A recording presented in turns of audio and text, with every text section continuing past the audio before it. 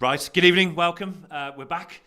Week 4, or night 4, should call it. Pleasure of having Chris with me again today. Chris, here we go. Starting to get a bit more like business end now? Yeah, I think they're starting to think about table positions. There'll be a little bit extra pressure. Adds another dynamic to it, of course. And, you know, credit to the two good players at the top. Probably wouldn't have had them at the top at the start of the season, but Archie's the only player that has won all of his matches. Yeah. Mitchell, of course, unbeaten, but has drawn 2, so there's a bit of a gap. Yeah, for those that don't know, if you're watching for the first time, it's like a league format, so they actually get a point for a draw. So you can get a draw tonight, so don't look for a win all the time. But yeah, so we're gonna run through some of the tables. So for those that haven't seen us before, this is the kind of plethora of wonderful skill we've got on offer. We've got world champions, world number 1s, world masters, the lot. So these guys know how to play darts. Look, there we go. 3 Ws for Archie, as you said, doing really well. Mitchell and not a surprise, but Owen holding his own. Such a young lad. He's doing incredibly well. Jack Johnson found his feet in the last sort of week or two. But look at the middle of the table. You've got everybody on like sort of 1 win, 1 draw. This could go anywhere. Yeah, and you wouldn't have put Lex down at the foot of the table. But there is a lot. There's a lot of darts to be played before we get to mid or towards the end of the August, where we'll eventually have our finals day. Yeah.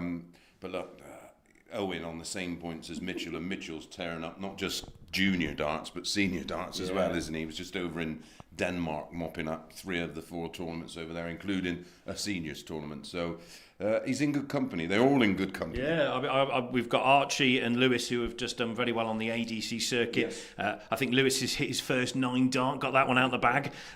You've got Jack Johnson, who's just gone through at the vaults. Yep. So he's back at national finals. So he's got a chance to get into his title defence in Leicester. Yeah, winning one's tough enough. Never mind trying to defend it, because everybody starts from the day dot. There's no seeding, there's no advantage for him. So yeah, he's done very well. And like I said, they're all going to have little dips in form, and as they have little growth spurts, they've got to adjust their throw. It's not a lot of these kids have a growth spirit. Yeah, there's a few of them that I was looking down on 12 months ago. No, I don't know what they feed them.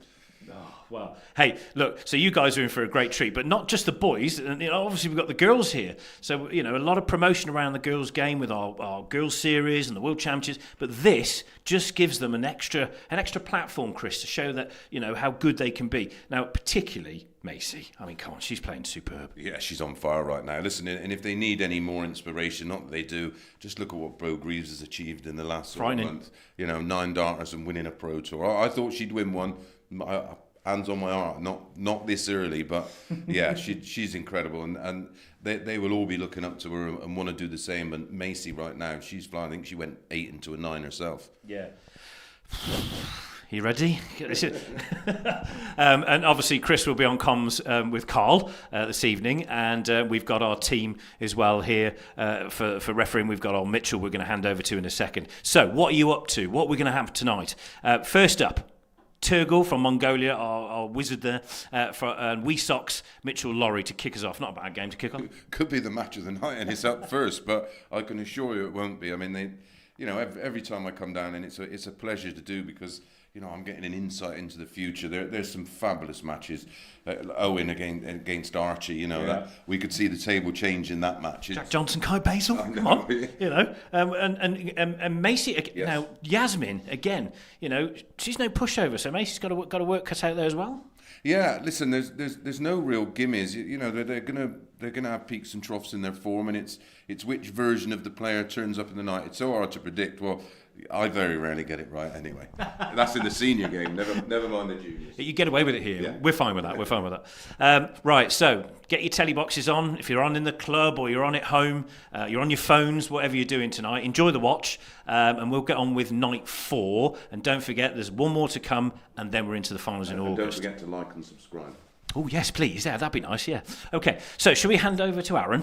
So Aaron Mitchell's our officiator tonight and our referee. So let's hand over to Aaron for Game 1, Mitchell Laurie against Turgle.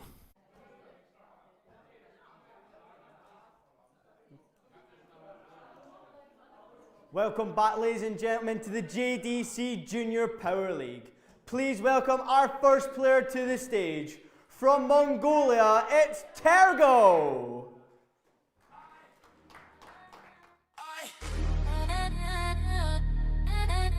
Hangar 61. You know what it is. Bristol in the blood. JDC. We live. Walking board up, flights in my palm. Name on the sheet, trying to stay calm. Foundation days, grinding on the oak tree, brick by brick, turn the mic and it can't stop me. Advanced nights, bright lights on my aim, counting every number like And welcome our next player to the stage. He is the current JDC World Champion from Scotland, Mitchell Laurie.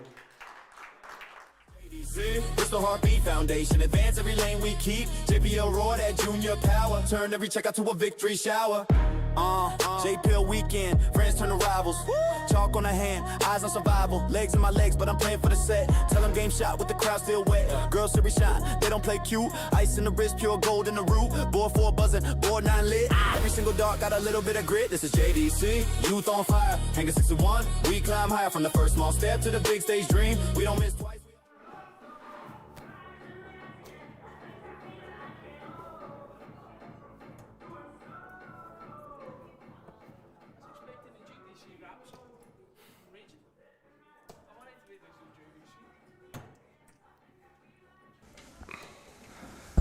So Chris has hop, step and jumped it from the interview area. Welcome Chris to Hangar 61. It's been 6 weeks. Yes, and a joy to be back.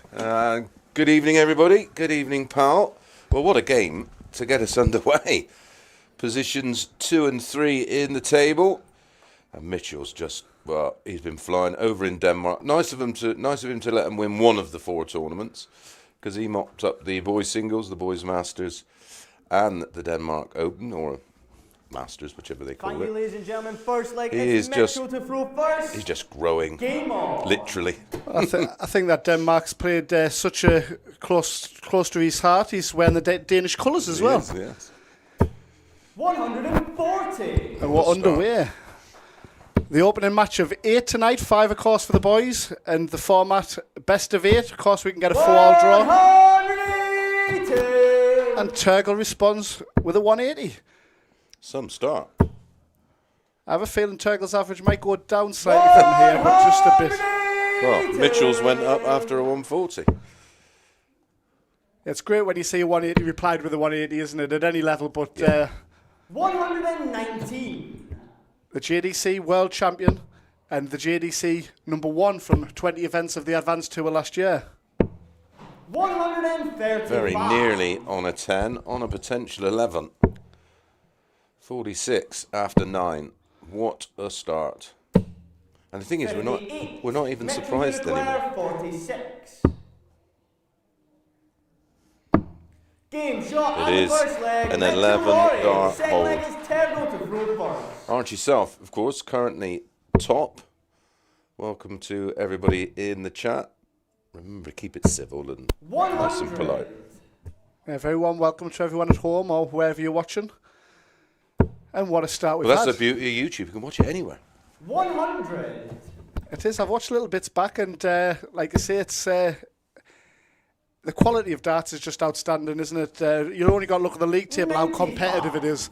But Mitchell, there's a, what is there, 2 points separating about 7 or 8 players. 97. It's how it should be. yeah, second to 8, 1 point separating them. At it again. Yeah, couldn't stay there. 121.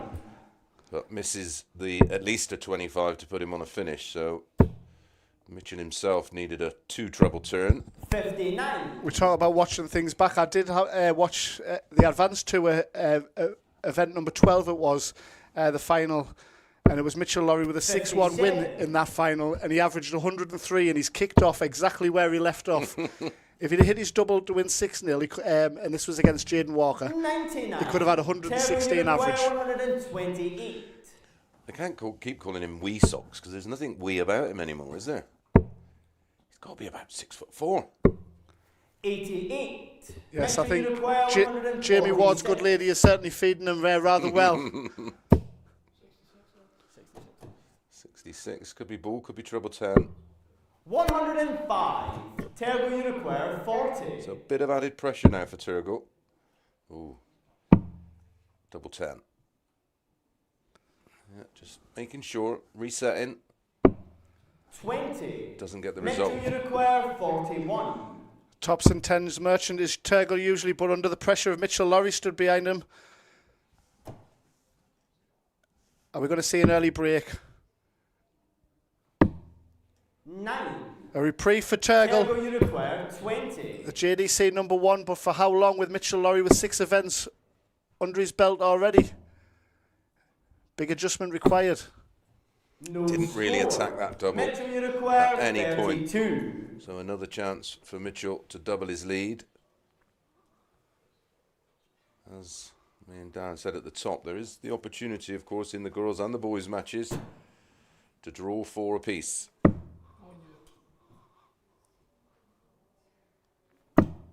Game shot and the second leg, Mitchell Lorry. Just Third leg perfectly, is Mitchell second to time go round. first. Game on. Well, he's just such more of a mature player, and he's a lot more composed. Remember the one thing I picked up on the first time I 93. had the pleasure of commentating on one of his games was that he just gets a little bit too frustrated, and that gives too much away. And he's obviously worked 80. so hard on that because he's just a much more all-round better player for it. Yeah, I think from when the tour finished, 100. the Junior Power League and the Advanced Tour finished, there was a long gap until the Lakeside it was, and I seen straight away the improvement in that, 62. even though I knew how hard he was working behind the scenes. But Oh, he was brilliant at Lakeside. Absolute pleasure to watch. 140. the scary thing is we just don't know where this ceiling is, do we? No, like you say, I mean that dart at the double goes in and you win 6-0. It's 116 43. average. Well, I could list you an array of pros that successful players that their highest ever average isn't anywhere near that. 140. I mean, look at MVG on the Pro Tour 57. this week. Metro At Uniquare 28. 122.34. I mean, Game shot and the third leg, Mitchell Lorry. it was stunning, Fourth leg and is that's Turgle pretty to throw stunning first. because that's a Game 13 on. dart hold to go with the 11 dart hold in leg 1. The only real blot. Well, I'd quite happily 60. take 20 dart legs, but it was a 20 dart leg in leg 2, and he's still averaging 102.5. MVG back in the day when he was first coming threatening for 180. as Wee Sox rattles another maximum. Yeah, it was when just before the World Grand Prix when he won his first major and they had that Champions League. 96. Yeah. The shorter format, but he was starting to average the 120s back then, wasn't he? Yeah, I mean, when he was, 107, 108 was normality for Michael. Certainly, sort of 2016 95. through 2018. Didn't see him lose on ITV for years. He did go through that spell, 42. didn't he? I seem to remember Jackie Oakley and yourselves Yeah, she comment did. on that. It was when Jackie first started doing the darts. She didn't see him lose. She was like, "Does anybody else ever win?" 140. Didn't feel like it. This is beautiful stuff from the young Scotsman. 86 after 9, not for the first time on a potential 11 darts. 124. Metro Double Uniquare 18, double 86. 16. Yeah, he won't be going anything too creative here, especially with Turgle back on a 46. non-finish. And with Turgle in a repeat of the semi-final of the JPL, again, what happens on week 4? 58. Metro Uniquare 40. August is a long way away, but you want to get a few bragging rights under your belt, don't you? Yeah. Yeah, you want to Game get shot on the yourself. fourth leg, Metro Lorry. Fifth leg is Metro to throw You want to get first. yourself Game on. either safe or sort of within a win of making sure you qualify for the final. 140. The actual final group games will be on Saturday in the daytime on the 22nd, and that'll be the completion of the boys' league. 59. And then the Sunday, it's the shootout, it's the finals for Yeah. the girls and the boys. And what a weekend it was, me, yourself and Abby, wasn't Yeah. it, last weekend, last year, sorry. 58. Amazing. And full of surprises. It was, we saw the players at the bottom of the league really coming to the fore. 93.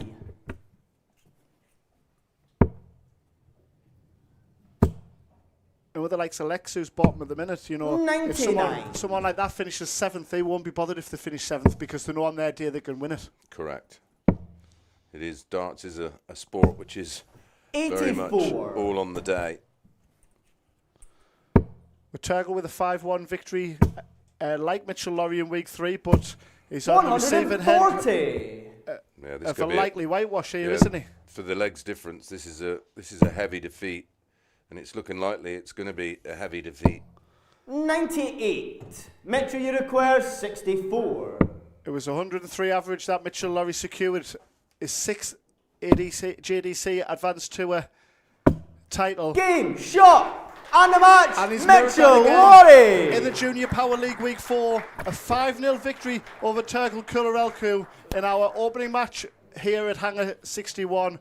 What a match. Follow that one, Jack Johnson and Kay Baysal. They're up next, following an interview with Jackie Boy. Jack Johnson, back for week 4 of the JPL. Tonight you've got Kaya, which we were just speaking off camera. He's not played for about 2 years, so obviously his game's come on a lot in that 2 years. So how are you going to go into tonight, not having actually played him, but seeing how he's developed in the game? I mean, yeah, he's playing incredible at the moment. So hopefully I can play well and hopefully it's just a good game. Currently sitting 5th in the table with a win, draw and a defeat. How are you going to look to end the JPL series? Full of confidence, playing well at the minute? Yeah, I'm playing well at the minute, so hopefully I can just get through to the finals day and hopefully have a good run in that. You qualified for the regional vaults final to defend your title. Looking forward to that? Yeah, I can't wait. I mean, hopefully I can defend it, but if not, then hopefully next year. Well, we wish you all the best tonight against Kaya and in the JDC Vaults National Finals. Thanks.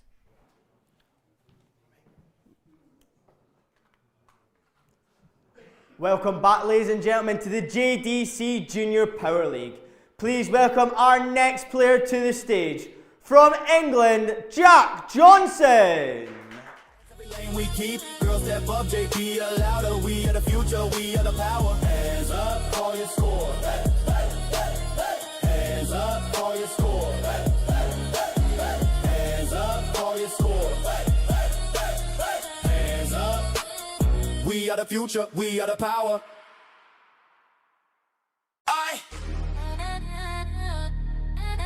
Hangar 61.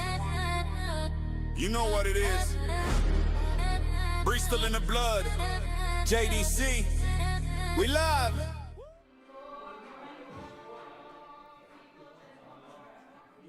And please welcome our next player to the stage.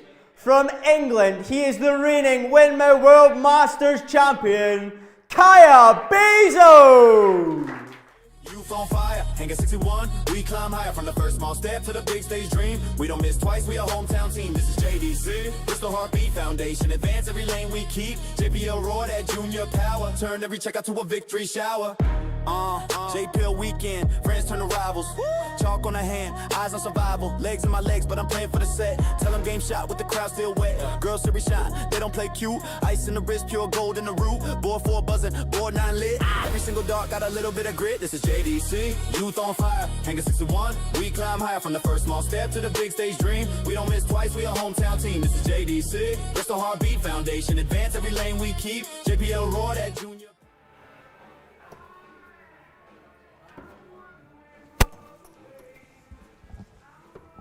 So if the remaining 7 matches go like that, Chris, we could be tucked up in our cots by 9 o'clock.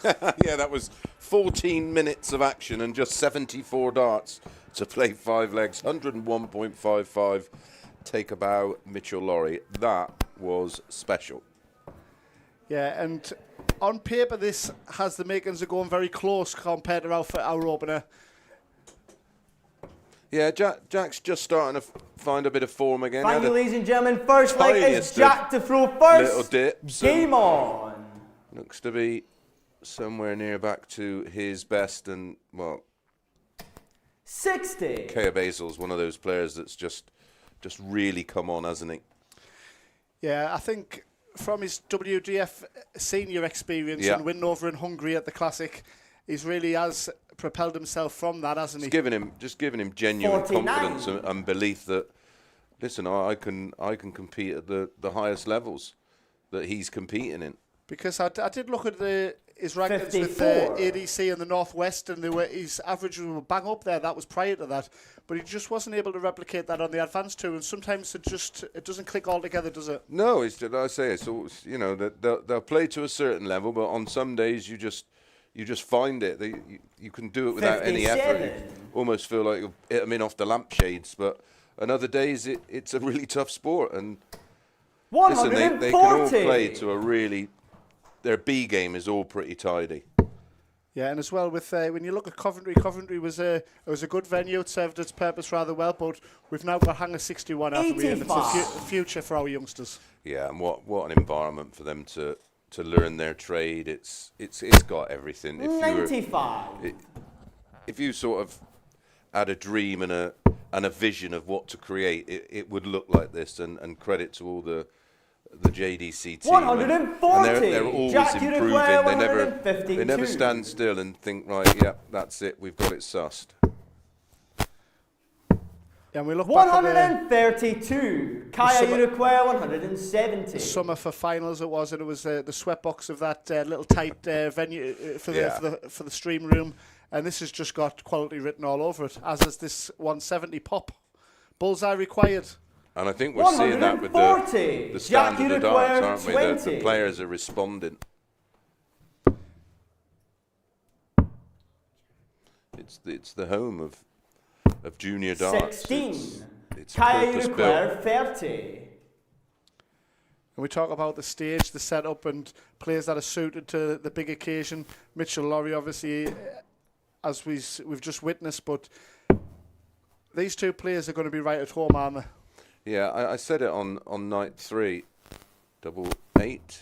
Game shot on the first leg, Kaya Baysal. Mitchell reminds like me of a young Eric Bristow. He's just game on. The confidence he uses it, and he's a showman. He loves being up there.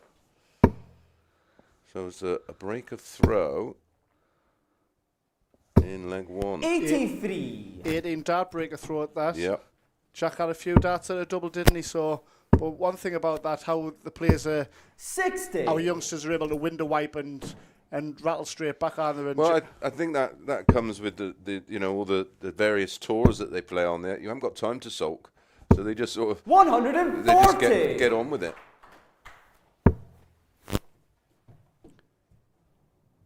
Yeah, I was talking to young Ollie Meikle, who's been invited to the Newcastle Masters, and it was one of his points that he says, I lose me rack a little bit, and I say from watching the players on the Advanced Tour, how much 180 of an area of strength it is for every player on the tour.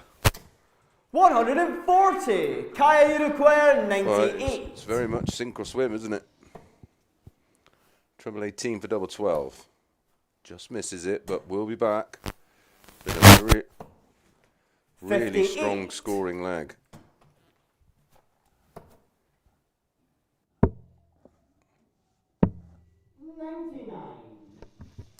He's left himself a finish just in case. Yeah, what a way to back up an 18-dart break a throw from Kaya. The Burnley Massive to double his advantage, and he does so with a 13-dart hold of throw. Well, he's asking Jack to produce a 12-dart there, leg to win the leg. It's talking to Jack Johnson in regards to his recent exploits with the ADC, because we've had Archie Self win a tournament, Lewis Cook win a tournament. Yeah, Jack had a couple of last 32s, which again is consistent considering there's 300 players that are in these events. Yeah, it takes some doing, doesn't it? And it's the standard you're playing at. It's like, well, it's not a pro tour, but for junior players, and it's as savage as the pro tour. Yeah, well, like I say, it's as good as the development tour, the challenge tour, isn't it? When you look at the players that are involved, they're pretty much all the same players involved. Well, you look at Joe Hunt. He's top of the challenge tour, and he dumped out MVG the day after MVG won his 37th pro tour. Yeah, and like I say, that's the carrot that's dangled to go to the challenge tour, to give yourself an opportunity by missing out on Q School. And well, you look at the players over the years that have topped the Challenge Tour and gone on to do great things. Chaz Barstow qualified for the Worlds and played MVG, took the first set against them. Players that have qualified through the Pro Tour, the Players' Championships. I mean, to say that they haven't had a tour card, that's a massive achievement, that, isn't it? To be in the top 64. And then, of course, for these young players, they get the opportunity to play in the ADC, but also, once they're 16, they can play at Modus. Yeah, and Archie Self is back down Modus next week. Yeah. And he's going down in terrific form, isn't he? He'll really fancy that, won't he? He will. He'll be giving that a real good go. And so he should. Yeah, you look at Jack Johnson's average for... I checked that out. He's 93rd on the tour for the ADC, which is, again, halfway through the event. But 82 running average and an 89.99 first 9 darts. 11 maximums. 14 years of age. Well, has options. Yep, that's the right play, because that leaves 107. It's a beautiful marker, isn't it, Chris? It is. Oh, and he nearly used it. Nearly used it. But a double breakdown here, you feel Jack Johnson has to take this out. Lovely guide. Brilliant execution. And he halves the deficit. A puff of the cheeks. Yeah, he was aware how important that leg was. He goes 3-0 back. It's a long way back. And just get that first chalk on the board. Give him a bit of confidence. So easy to pull that third dart inside, didn't he? And he really did take care of his work there. He fluffed his lines in leg 1 on double 5, didn't he? But look at the confidence oozing as he gets involved with the maxes. We've already had 5 tonight. Oh. And we're only in leg 9. We look at that game again, week 2 against Mitchell Laurie. It was a 4-all draw. And we had so many 180s in that match, didn't we? Yeah, it was littered with them. 7 or 8, I think it was. I think it was, yeah. Whereas Kaya, he had a 5-1 defeat against Owen Bryceland. 99. He won the opening leg, and then Owen Bryceland held him at arm's length for the rest of the match. He did, just handed him off. There's a bit of a chance here for Jack to get that all-important break back. If you're Kaya, you're looking for one treble, aren't you, from there? But that was a disgusting lie with the first dart. It was but it almost forced to stay there because he just wanted to take the... Yes. Try and take a ton off to leave a 2-darter. Oh, be careful. Yeah, that's a lovely place down. Perfect control of his action and his darts, isn't he? Yeah, it was the weight of throw as well, wasn't it? So he will be back for a possible 13-dart break back and put us back on throw. Jack Uruguay 40.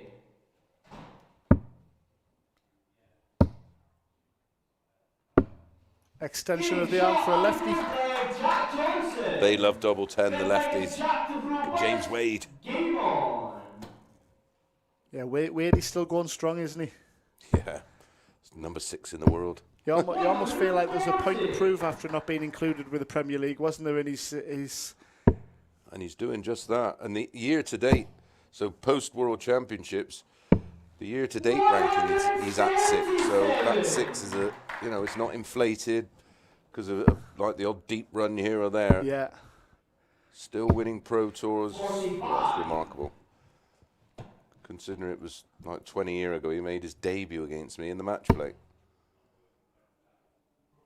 Talking about floor tournaments, it was mainly his stage form, wasn't it, Wadey? That was his where he excelled.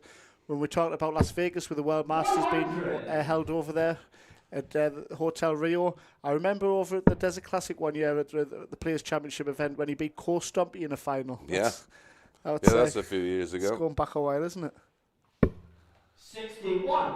Oh, this is good from Jack. Didn't panic. Got it back to 2-all. Being asked a bit of a question here, and look at that for an answer. 76 after 12. But he's already had a go at this 170. It was a great attempt at it, wasn't it, as well? And the 1-3-2. Yes. Yeah, missing the ball on both occasions. Jack Unicorn. But as the scoreline, very little to separate them as in the league position. Both level on 3 points. 3 legs separating them in the league table. Well, I looked at the sort of stats going into this one, and I was with you. You just felt like it was going to be nip and tuck.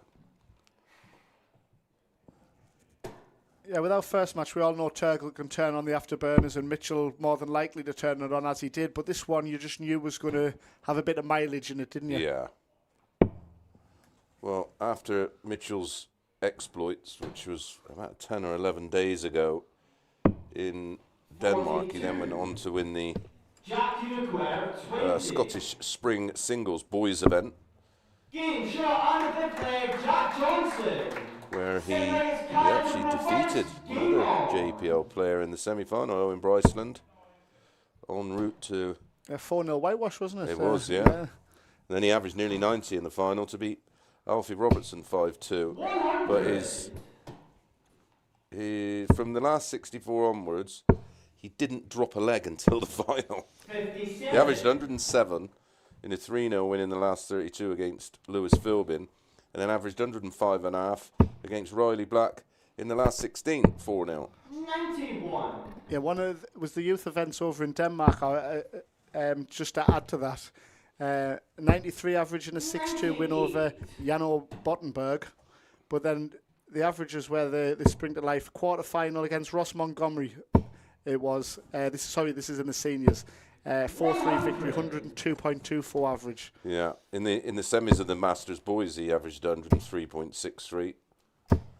And then in the last 32, he bettered that, 104.86. I mean, his numbers are littered. And in the Denmark Open boys, same tournament, just one scored a Masters. He averaged 112.73 against... I don't know, I'll give you a quote. 180, Kaya Uniquare 154.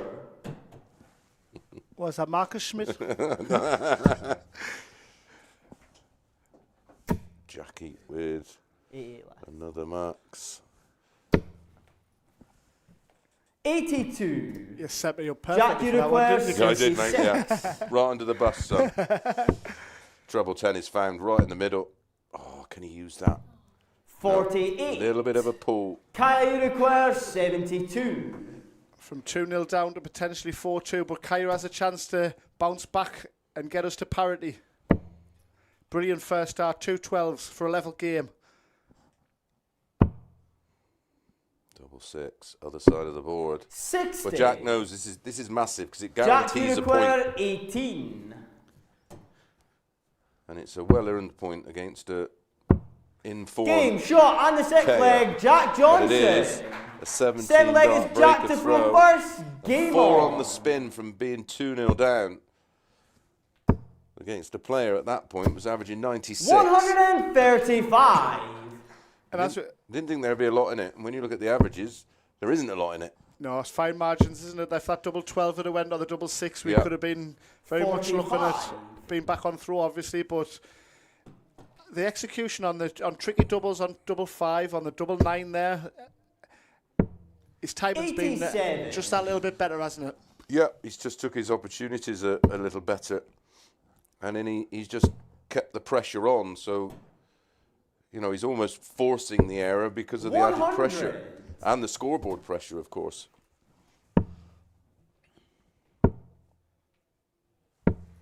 39. Yeah, we haven't seen a ton plus average in this match, but we've seen a real nitty-gritty contest, haven't we? Well, they're both great. You know, when you see a lovely performance like Mitchell's with the 101.5 average, this one's just a different dynamic, but equally as littered with quality. And there's an example of it. That's 76. a fourth 180 in this match, 2 apiece. Yeah, and a break back will see Kia throwing For the draw. So we did comment after the 2 weeks how many draws there was in the competition. 100. Jack there was Uniquare a lot. 164. And when you look at Jack, he's not phased at all who he's playing, is he? He's really up there to just concentrate on his own game. Yeah, well, I mean, he's young, but from a young age, he was in exhibitions. He's used to this. Oh, that's unlucky. 73 left.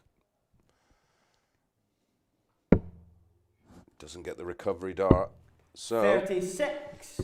Jack, you talked about require 100 plus averages. 104. How about 100 plus finish to take the spoils? Treble 18. Oh, would have left double 16. Nice to see people 41. still go the old school ways. Kaya, you require 40. Yeah, if I was spotting for John Molyneux there, he'd be pulling his hair out with us.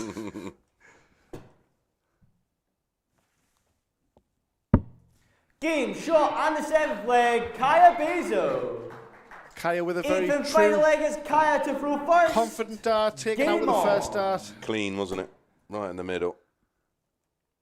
No hesitation.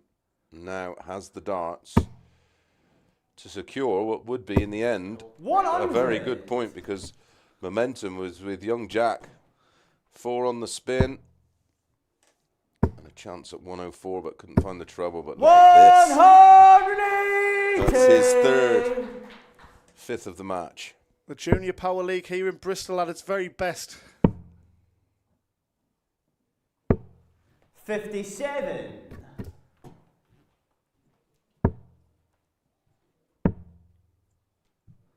One thing for sure. 58. Doesn't look like my old county venue anymore.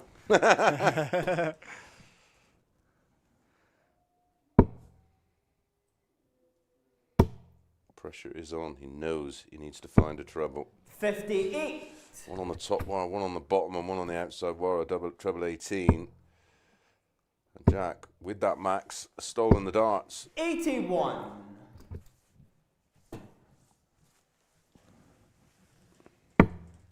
Yeah, it was a nice venue, the Patchway, wasn't it, for the county Well, venue? as county venues go, pal, yeah, it wasn't 96. bad, but it was nothing like this.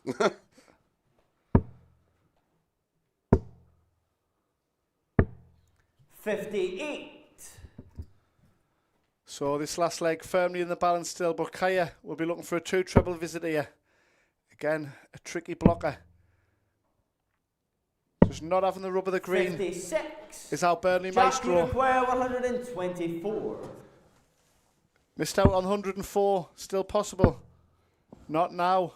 Yeah, and he has to stay there really to leave double 16. Awkward dart. 56. Both players Kaya, you require struggling with the 134. lie of the previous dart.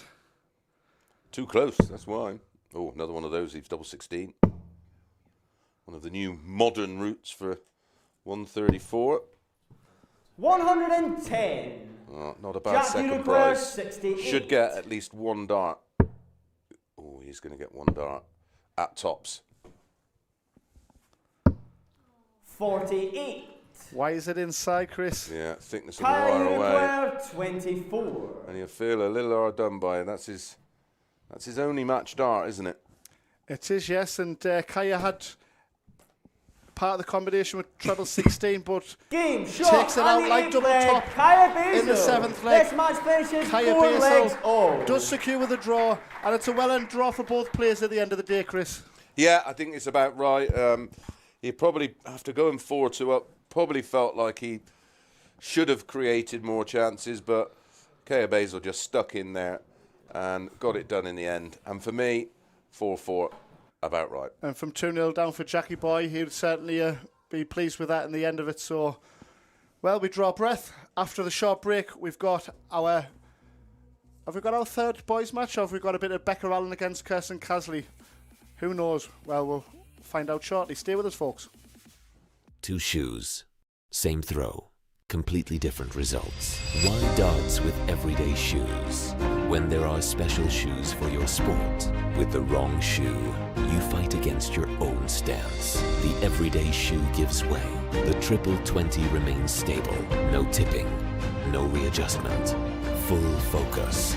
With triple 20, there is no need for your head to compensate for your stance. You stand securely and can concentrate fully on your throw. Your stance becomes routine, and your throw becomes consistent. The triple 20 darts shoe is the first shoe developed for precision when standing. Flat sole, no tipping, full control.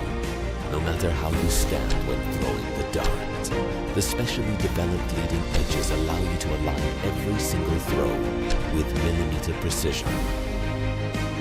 More consistency, more control, more triple 20. Discover now, triple 20, your foundation for precision.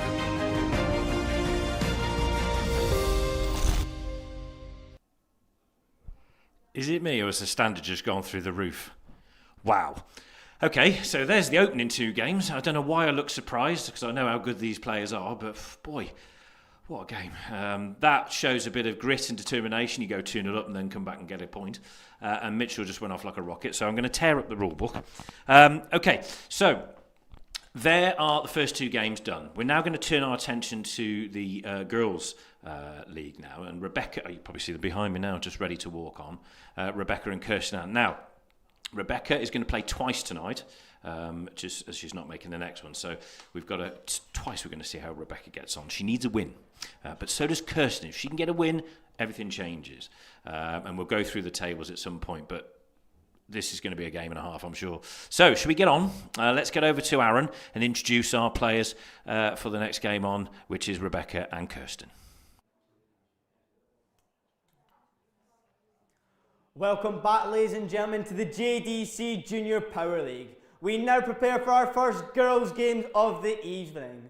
Please welcome our first player to the stage, from Ireland, Rebecca Allen.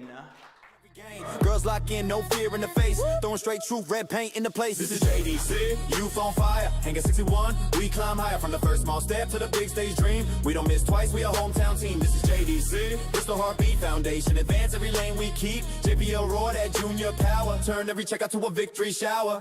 JPL weekend, friends turn to rivals. Chalk on the hand. And please welcome to the stage her opponent from Wales, Kirsten Casley.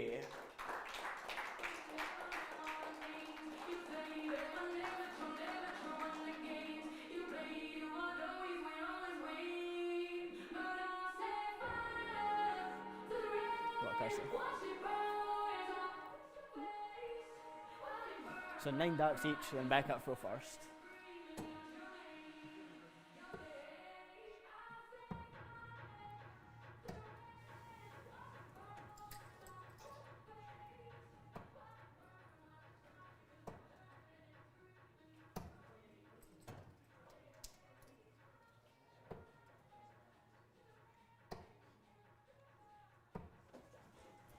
Of the Girls Power League, and it's Becca Allen's match 1 of 2 against qualifier Kirsten Casley of Wales. Chris, how do you see this one going?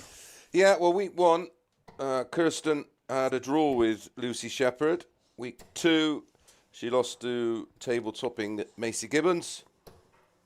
And week 3, she went down 4-1 to Lola. Now, Rebecca, Thank you, ladies and gentlemen. First leg is Rebecca to throw first. She went down 4-2 to Macy. And didn't play. Oh, she did play week 2. She lost to Lola Wheeler 4-1, but bounced back week 3 with a 4-1 win over Yasmin Rook Havard. 28. So both will be hoping to get a win. Of course, like the boys, 43. we do have the element of the draw for the girls, and I think at the moment they probably pre-match settle for a draw just to get a point 41. each or a point more each on the table. Yeah, I think if you're Becca Allen, you're playing your final 2 matches of the girls series. 78. You've got to be looking at probably 2 points out of the 4. But yeah, knowing Becca's self-belief and her confidence, she'll want to win out. A win last week. She was beaten in 2 finals on the girls series over the Saturday and Sunday. 3 guesses who she lost out to in that. 100. A certain Macy Gibbons, who we will see in our second match. Flying at the moment, isn't she? She is, yes. So, but again, that's great competition, isn't it? A bit like Paige Pauling last year with Becca Allen. It's great to see a bit of rivalry, isn't it? Absolutely. And listen, you learn nothing 100 by just playing players a level below you. You just improve with the as the competition improves, so do you. 41.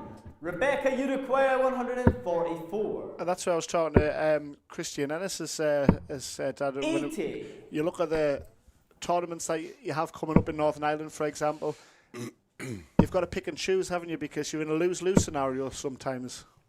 171. Rebecca Uruguay, 64. 3 treble 19s. Clever as well. Aware of the finishing there. 24. Kirsten Uruguay, 122. The 7 count on 19s would leave a finish. The 9 is a bonus. Can she find the... Oh, that's unlucky. Again, hampered by dart 1. 42. Rebecca Uruguay, 40.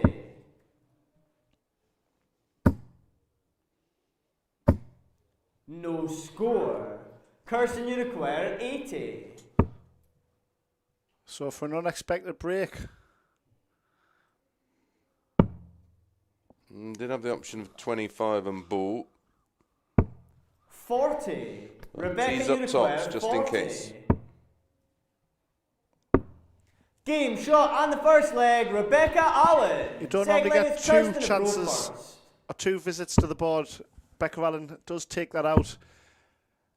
And it's an all-important hole to throw. That'll settle that down. Yeah, we look at Kirsten. She got a point against Lucy Shepard on the opening week after qualifying. 45. And you think how much it must have taken out of Kirsten to qualify. The 1-4-1 against Lily in the final qualifier. Lily Wheeler, who qualified the year before. 81. Of course, and whose sister is in the JPL. But to say that she's bottom of the table, she doesn't look out of place at all, does she? She's still got a chance if she... Yeah, it's all about getting wins. Like you say, 140. Rebecca playing 2 matches tonight. We'll sort of think, well, 100. she'd love to pick up all the points. But if she picks up 3, she'd be more than happy. 41. Yeah, she'll have Yaz, so it'll be an all-Welsh affair for Kirsten in week 5. Plays Yasmin as well as 60. playing Kirsten tonight. Can't make the next one. Yeah, Becca's got an exam that doesn't finish till 4:30 on the Friday, which is a bit unfortunate, but she will be here for the weekends. 42. And that's where you think how amazing it is for our youngsters who are doing so well. They've got Especially exams. Yeah, especially the girls and boys of that age that are doing exams. We got young Ethan who plays for us on a Tuesday doing the same thing. 49. He actually had an online revision when we had Super League on Sunday. It was devastating. It was between 5 and 7, which is when we play Super League, so he couldn't come. Did you mark a card for you on a few of the answers? Can she just get over the top? Game shot on the second leg, Kirsten Wonderful Casley. dart. Third leg is Rebecca to throw first. And she'll feel a lot more confident just getting that first chalk on the board. It's been a really impressive performance from Kirsten Casley so far. With the 9-19, shall we say that? Yep. And the way she took out the second leg, she's really taken it to Becca, isn't she? Yeah, she's more than given her a game 180. here. So first 180, and it goes to Rebecca. Yeah, as we speak, Sparkle 45. strikes.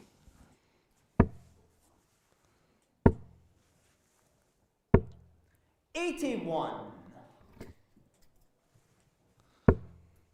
Don't forget, if you've got any questions for myself or Carl, drop them in the 21. chat, and we'll try and answer them as long as they're not on quantum physics or algebra. Where are you, man? 123.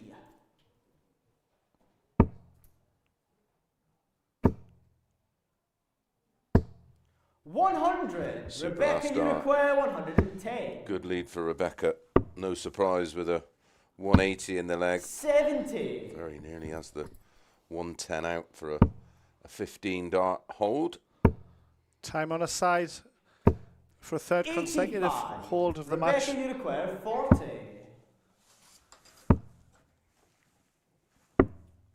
20. Could be under a lot of pressure though, the way Kirsten's playing.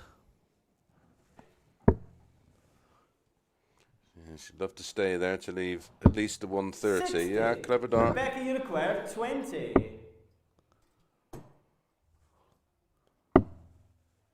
She's busted. No score. Kirsten Uniquare, 130. Just like 100. The last thing you want to do is hit a 1 with your first dart, isn't it? Yeah. 66. Rebecca Uniquare, 20.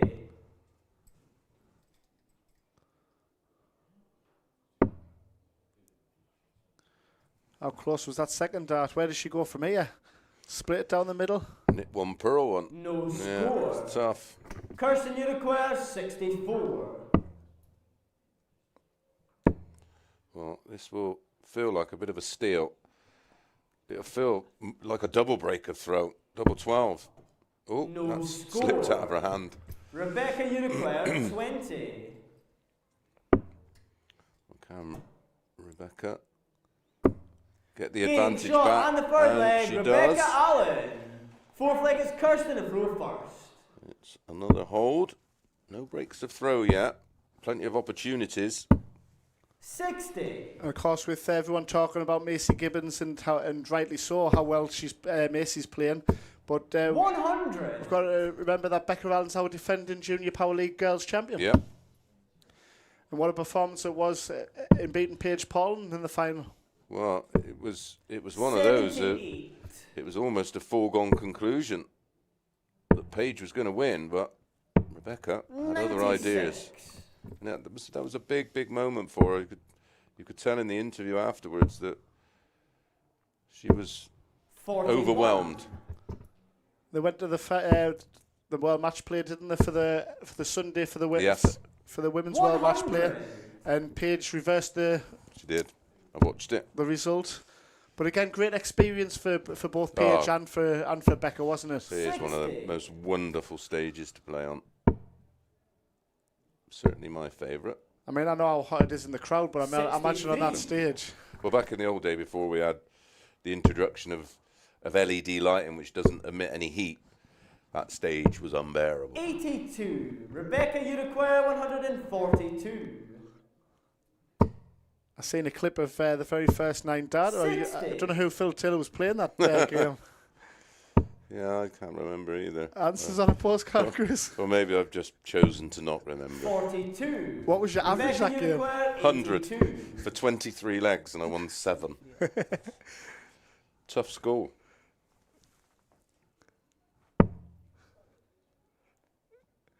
I'm not going to guess the year. Have you got a? Can you? 2002.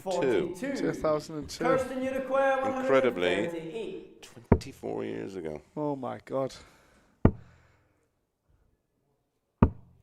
58. So with the Rebecca Traveller's Uniquare, visit, 40. Becca has a chance for the first break. 2 10s. She's had plenty looks at it. 2 5s. 30. Kirsten. Kirsten Uniquare, The door 80. is ajar, as it has been in many legs.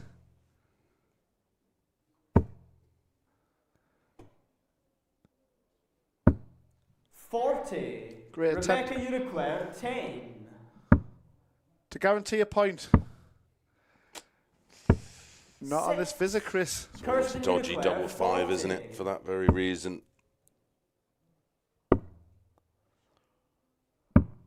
30. Rebecca Uniquare, 4. Game shot on the fourth leg, Rebecca Allen. Well, Fifth guarantees leg is a Rebecca point. to throw first. Game on.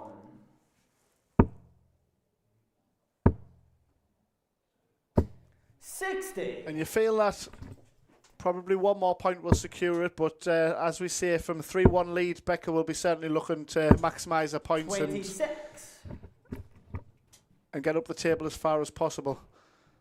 We were saying how Mitchell Lorry, when he was doing the Scottish Spring Cup, Becca Allen's been over in Ireland winning the Irish Gold Cup Girls. 24. She beat JPL Girls Tour rival and friend Brooke Warren in the final. 4-1 victory 45. in that final. Ruby Grace, she had a 66 average and a 3-1 in the semi-final. 25. She had a 78 average in one of our round-robin group performances. against Emma Stapleton. 2-1 she won, 78. 43. That's certainly the informed Becca Allen and Macy Gibbons kind of standard, isn't it? Yes.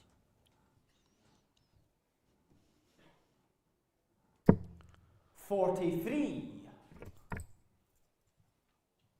So with the advantage of throw away, Becca certainly won't want to be gifting Kirsten an opportunity to throw for the point. As we saw in our last match with Kaya.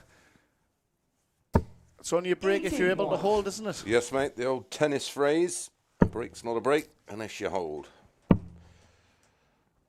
But 41. Rebecca, with every chance from here to secure an all-important win and points on the table.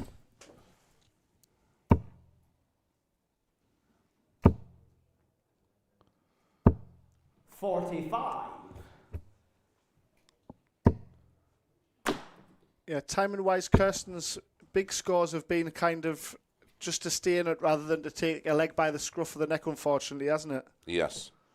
Yeah, win here for Rebecca. 60. She would leapfrog Lucy Shepard for now. And if she wins her next game, 81. Rebecca, you require she could find herself possibly second in the table. 93. Kirsten, you require 125. Lola, who's currently in action week 5. Hello. Oh, unlucky. 105. That would have been a roof raiser here at Hanger 61, wouldn't it? So, 88. Gets Game the shot. 88. And the match, Secures the Rebecca points. Allen. A very, very tight game. A little flattering, the scoreline. But all in all, probably more relief for Rebecca. She's now played 4 and won 2 and moves on to 4 points. But we will, of course, be seeing Rebecca in another match a little later on. Quick advert, Chris, and we've got Christian Ennis against Jack Nankervis coming right up. Stay with us, folks.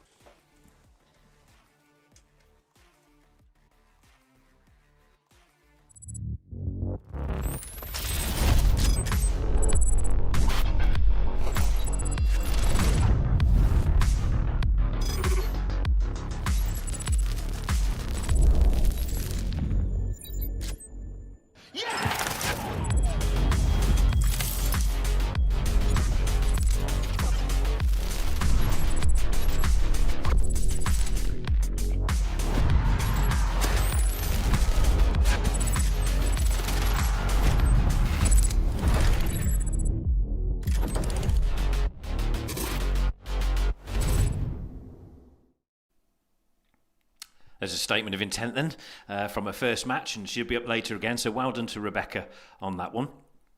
Little bit of knowledge for you, if you like. Hanger 61. Why Hanger 61?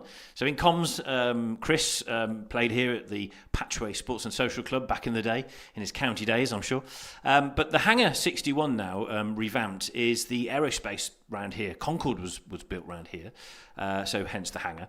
And 61 was the original dialing code for Bristol. So there you go. So useless information really, but there you go. Hanger 61. Okay, and they also mentioned in comms, the work that's been carried out here over the last few months and the development of this site. We can't do it without our partners, and in fact, the whole pathway for juniors that we've been sort of treading for the last 15 years.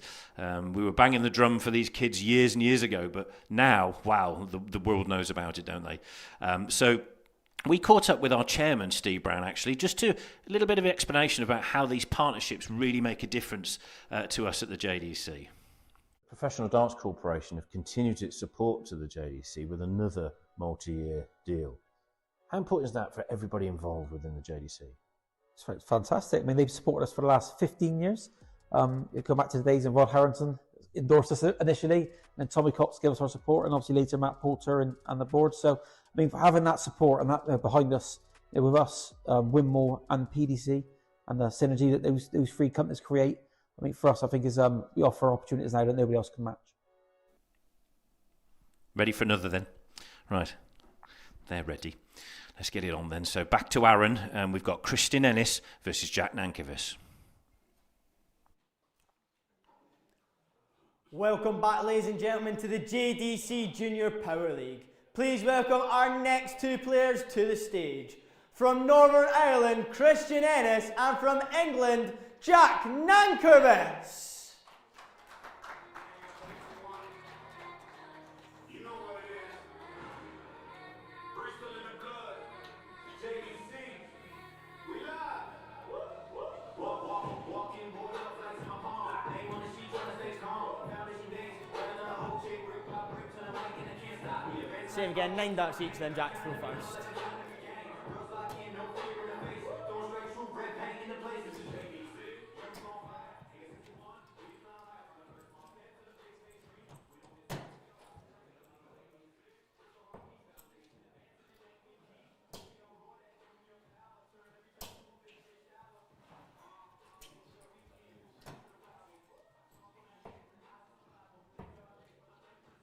Chris? Yes, we are rattling through them, and prior to tonight's matches, Jack's currently in P6.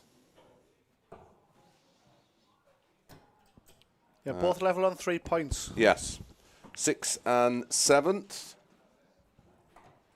Christian, of course, was the qualifier, wasn't he? Yeah, and like well, actually, I can't remember if you were here with me, but I come down and watched the qualifiers.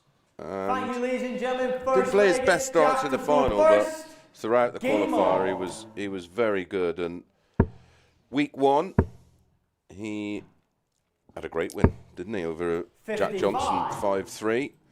Averages 78 versus 83. Week 2, 100. 4-all against Turgle. Yeah, which on reflection, great result. And then week 59.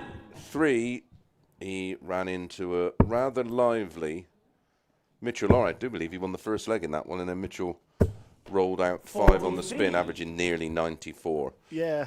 I mean, he played well himself, Christian. As we said, he averaged just shy of 90. It was impressive. Jack joining the 180 party. Yeah, it didn't take long, did it? No. Opening leg. But as you mentioned there, you took the words right out of my mouth, actually, in regards to Christian Ennis' performance against Mitchell Lorry. I thought, despite the 5-1 scoreline, Christian did very well within himself, didn't he? It was a little flattering, wasn't it, in the end 5. Well, the right man won, but I think the scoreline was, like I say, a bit flattering. They're both at it. Where Jack's... No score. Oh, dear. Christian Ennis 78. How costly will that be? So 14 dart potential break, 15 will do.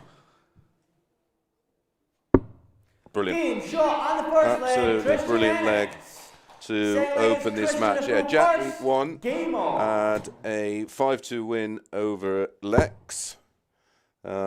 Week 2, Owen Bryceland and Jack played it out to a draw, both averaging 74. And then 100. last time out went down 5-2 to Jack Johnson. He had a bit of a mare, didn't he? He was desperately disappointed with his level of performance, but it's one of those nights where we just had an off night as we get our 3rd max in 1.2 legs. Yeah. Yeah, and in Jack's performance, I think it was a disappointing one, but I've been reiterating how much a big performance was just around the corner, and sure enough, the following day, he reached the final of the Advanced Tour. Yeah. So he was 5-4 up against Lewis Cook, and in the final, and Lewis came back and won the last 2 legs. But it just shows you, doesn't it, the positive mentality and well, again, you ain't got time to sulk. Very next day, you're back on the bike, innit? Brush yourself down and 42 and crack on. We said how good Jack Nankervis was, and looking at the semi-final lineup in the JPL, he's our defending champion. Yes. 24. I think the confidence and experience Christian's getting 54. From this is... I think that's why he's made 56. improvements and quickly. He's got some future ahead of him, I can see that. Plays a lot of the ADC stuff, doesn't he, in Northern Ireland? And again, speaking to Christian, he's 16 now, but the Northern Ireland squad, shall we say, for the World Cup and for the Nations Cup, a lot of these players are coming through that they're at the 14, 13, 12 euro, so they've got a bright future. A lot of these youngsters coming through, and they'll use Christian as a bit of a mentor for that one. Yeah, absolutely, especially with him playing in this. 57. Christian, you require 20. Looks an awkward one, but he's got the height.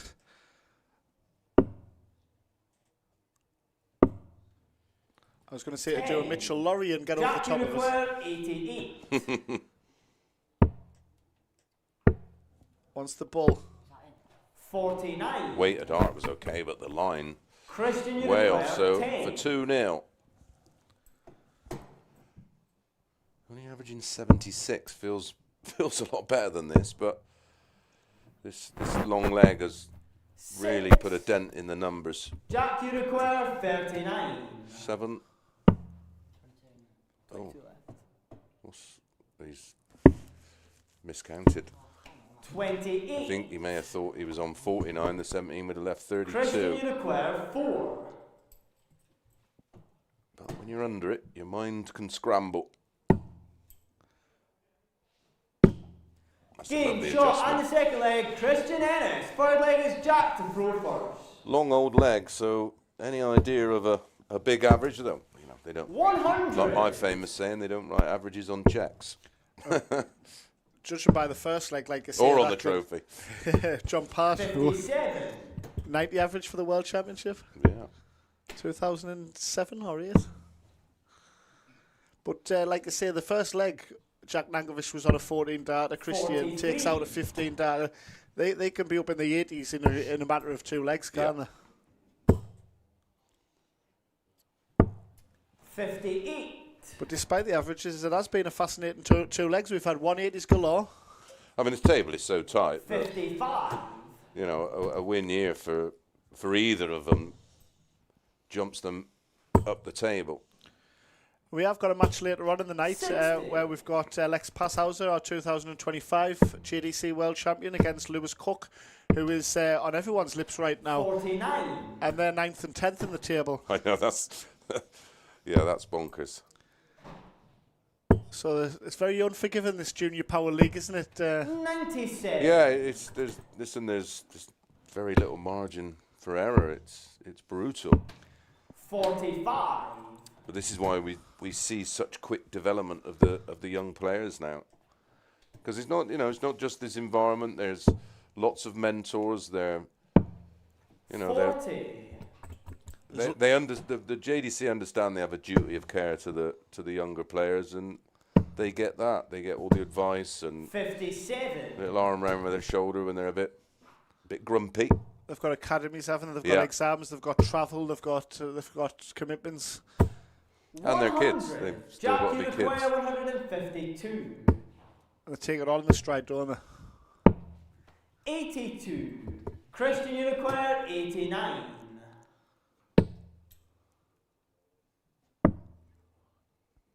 Double 8. Gets it. Game Lovely shot finish. on the third leg. Much Christian cleaner leg Ennis. from Fourth Christian. leg is Christian to throw first. Game on. And he's got the double break.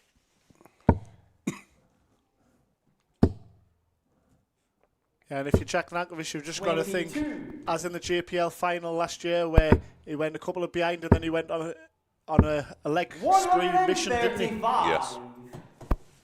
It's going to be difficult to produce that against Christian Ennis, who just seems to be responding to his opponent, doesn't he? Yeah, and listen, 84. the most reactive player in world darts, James Wade, he has he's had an incredible career 125. doing exactly that, just being reactive and beating what's put in front of him. And this is a big opportunity for Jack Nankervis to get a leg back. 59. And, like you say, a break and a hold and 3-2 could be on the cards in a matter of seconds. Tyler asking in the chat, how did Jackie Boy get on? He had a very good draw with KO. Good match, entertaining. Plenty of 180s in there. 5 180s in the match. 2-0 down, 4-2 up, and 4-4. Yeah. 96. Plenty of you in the chat enjoying the action. Yes, it is Chris Mason.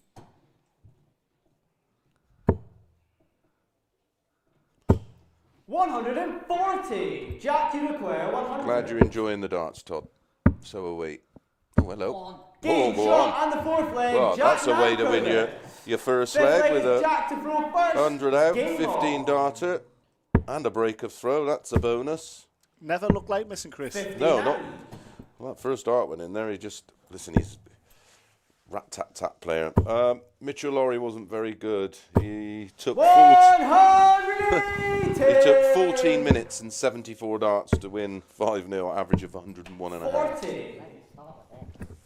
Pretty damn tidy, I'm sure you'll agree. Glad I don't have to play him for a living. If you're a Mitchell Laurie fan, you might have a surprise coming up. Yes. Yes, stay tuned if you're a Mitchell Laurie fan, because he's... 96. I presume he's not done any commentating before, but we're going to find out. It's going to be more of an interview than commentating. I believe he has. Has he's he? done a bit, yeah. Oh, right. Don't ask us where, but I Yeah, for some reason, I feel in the back of my mind I've heard him doing something natural in front of the 44. in front of the camera and a microphone in his hand.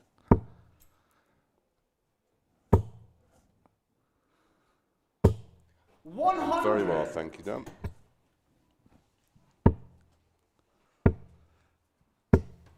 22. Went to the Premier League darts in Birmingham last night, so a little fragile. And a little tired. I had to drive back from Birmingham and then unpack, repack, shower and 49. drive to Bristol. Just as we talk about the JPL table unfolding, the Premier League table's unfolding, isn't it? It's all done and dusted now, isn't it? Yeah, MVG 5th. Christian Uniquare, 52. Chuffed to bits for Humphries because it's been a tough campaign for him. Yeah.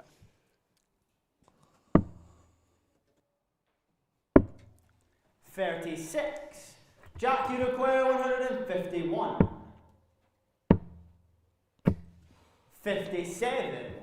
He needs 94. Christian Uniquare, 16. This is to guarantee a point for the young man from Northern Ireland. And to have a couple of opportunities with the throw Yes. to secure the maximum points. Well, the very next one, if he can slot this away. 11. Jack Slightly overpitched. Uniquare, Was awkward. 94. And you change the line and your foot position. 54. He's trying it again. Trying Christian more double Uniquare, doubling. 5. It's Chris Dobie's route, that, isn't it? Yeah. Oh. Oh, is that a guide? No score. Jack Uniquare, 40. We say the matches with the averages are not always the most entertaining. I'm on the edge of my seat here. 20. Christian Uniquare, 5. The KO Baysal score was 4-4 with Jack Johnson. Really good, entertaining game. 1. Well, Jack both Uniquare, with a bit of double 20. trouble. Long way off. Game shot and the 5th leg, Jack Nankervis. Brilliant take from Jumping Jack. Sixth leg, Now, when I was a Christian player, Uniquare, I was that guy that would Game go, on. are you going to take that? Nowhere near in. No problem. 140. But again, responds well. Disappointment of winning a leg that should have won 100. comfortably. It's the treble one, double 1 on 5, isn't it? That's always a good one. 180. Brilliant scoring response from Christian Ennis. Well, that's 54. 4 maxes from Christian Ennis. We're on 2 from Jack, are we? 1 from Jack, 42. 1 from Jack. but the 100 out on tops. Hello. I was gonna say, make it 2 now. Christian Uniquare, 139. Yeah, we had 2 in the opening leg, didn't we? And it's Christian who's bossed the 180s from there. But what a turnaround it's been from that double top, 59. hasn't it, to get us back to 3-2 and make it competitive. 57.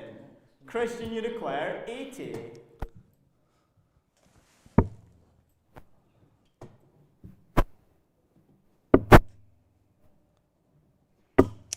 60. Interesting question. Jack Uniquare, 150. I think Olby is asking, in your opinion, who's the most up-and-coming youngster? It's got to be Christian Mitchell Laurie for Uniquare, me. 20.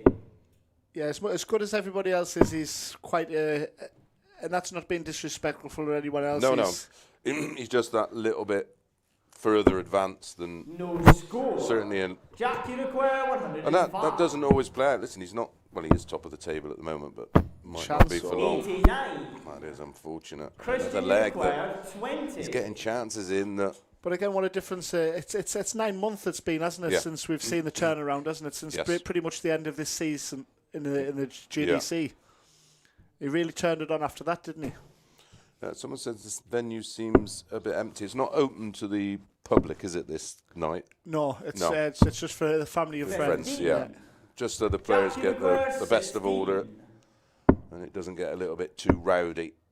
We have had nights where it's been full, haven't we? The Yeah. opening night and Yeah. Easter weekend. And I think on the finals day on Sunday the 23rd, Christian, you require it's open to the public, I believe isn't it? so, yes. How you get tickets for that, I'll find out and let you all know. But it is an incredible venue. So there's pressure on this double two because we could be looking at Game, shot, and the cancel sixth my leg, last. Christian Ennis secures the point. And deservedly so. This would be this would be a tough one to swallow. 101. The next JPL is. What's the date of the next one, pal?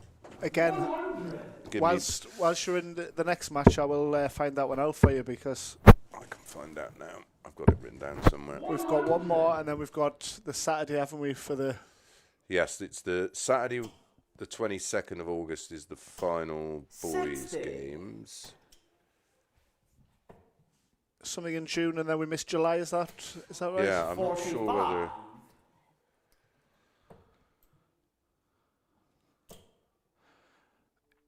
Fifth max, perhaps.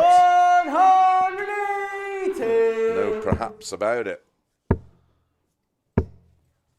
100. Christian, you require 161. Down to a finish for a break and to seal all 2 points.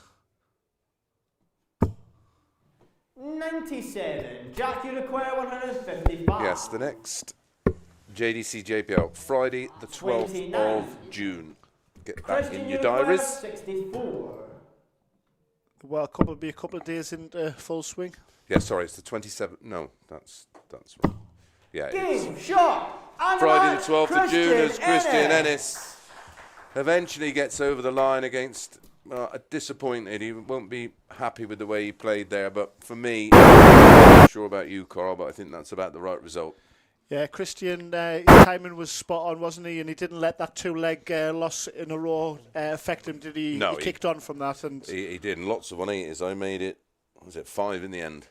yeah, absolutely. And that's big encouragement going into the weekend for Christian Ennis, who sits 9th in the Advanced Tour. So congratulations to him. Yes, big weekend this weekend of course, Advanced Tour, isn't it? Yeah, 11 o'clock, join us both Saturday and Sunday for the penultimate weekend of action, events 13 to 16.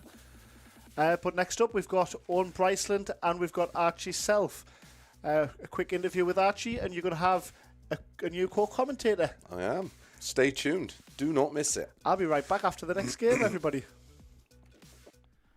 Archie South here for week 4 of the JPL. Top of the table, undefeated. Must be feeling really confident for tonight. 100%. I think the darts at the moment are going quite well, and this is a good warm up for Modus next week. A win at the weekend on the ADC Wimble Championships. Must be taking that into tonight, being really confident. We mentioned last time that you've made a few tweaks to your equipment. Still stuck with that same equipment, or done any more tweaks for the game? Changed my darts about just a month ago now, and they're flying exactly the same, if not better. I mean, played Challenge Tour and have beat Bowbridge 4-0, Charlie Manby 5-4. So they're going quite well. Amazing. And tonight you've got Owen Bryceland, who his debut on the JPL, but has started really well, some really good form. How are you going to go into that game? Same as always, hopefully confident, do my usual prep, and hopefully they flow as they normally do. Well, we'll let you get on with your prep, and good luck for tonight. Thank you very much.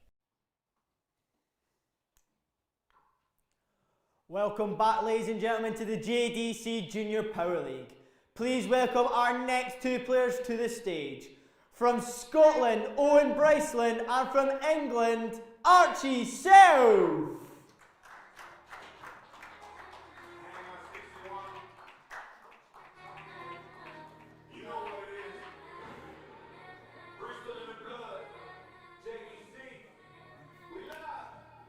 Archie. Same again, 9 darts each. Owen to go first. Welcome back, everybody. And well, this is a bonus for you and me. Delighted to be joined by, you'll love this introduction, world number 1, Mitchell Lorry. How are you, pal? I'm not bad, yourself? Well, we'll start with your game while these boys warm up. You must be pleased with that performance. I'll just give you some numbers. It took 14 minutes and 74 darts to win 5 legs. Yeah, it was, I was going in, I was quite confident. My practice wasn't the best, to be honest. I felt like I just wasn't catching it, but I know when I go up there, I'm always confident in myself. Even if my practice is bad, I'm going to go up there with the belief. I felt like when I won the second leg and Turgle missed a few darts at double, I thought I was going to romp at 5-0 and I ended up doing That was really his. I think that was his only opening in the whole match because everything that was there. It was 11, 20, 13, 15, 15. So they were. That's solid, and you're doing that quite regularly at the moment, aren't you? I was looking through some of your numbers, especially over in Denmark, where you had more success winning both boys and a senior event and beating a Scottish legend on the way in Ross Montgomery. What was that like? Yeah, it was great. Me and Ross had a great game, to be honest. It was a class game. I was expecting in the last leg, Ross 96. Left a double after 12 and I think I hit a 180 just to bring myself down to 68. He missed 3 darts at it and I missed the bill and then he missed again and I just thought, right, you need to take your chance or he will take it. And thankfully I took my chance. How are you enjoying the JPL this year? Always loving it. I loved it last year. It's good. You come down the Friday morning and at least you know you're looking forward to something, whereas instead of just sitting in hotel lobbies saying, oh, I just want to wake up and it's tomorrow. 43. Do you drive down or fly? We fly. Yeah. Drive is a long time. I know Owen drives himself. He likes driving. But no, the flight's so much easier, I think. You know Owen quite well, obviously. He's not far from you. Yeah. 20 minutes down the road. He goes to the same academy and stuff. He's a great player. Yeah, I didn't really know a lot of him, but he's another one. This environment, fast. Well, it's sink or swim, isn't it? And it just you get sort of improved in double quick time. Otherwise, you're getting your boots smoked every week. And he's improved a lot since last year. When he comes down here, I feel like that's when he plays his best darts. 34 for the first leg. 76. Archie Uruguay 136. No wages for the spotter. I know. It's unlucky there.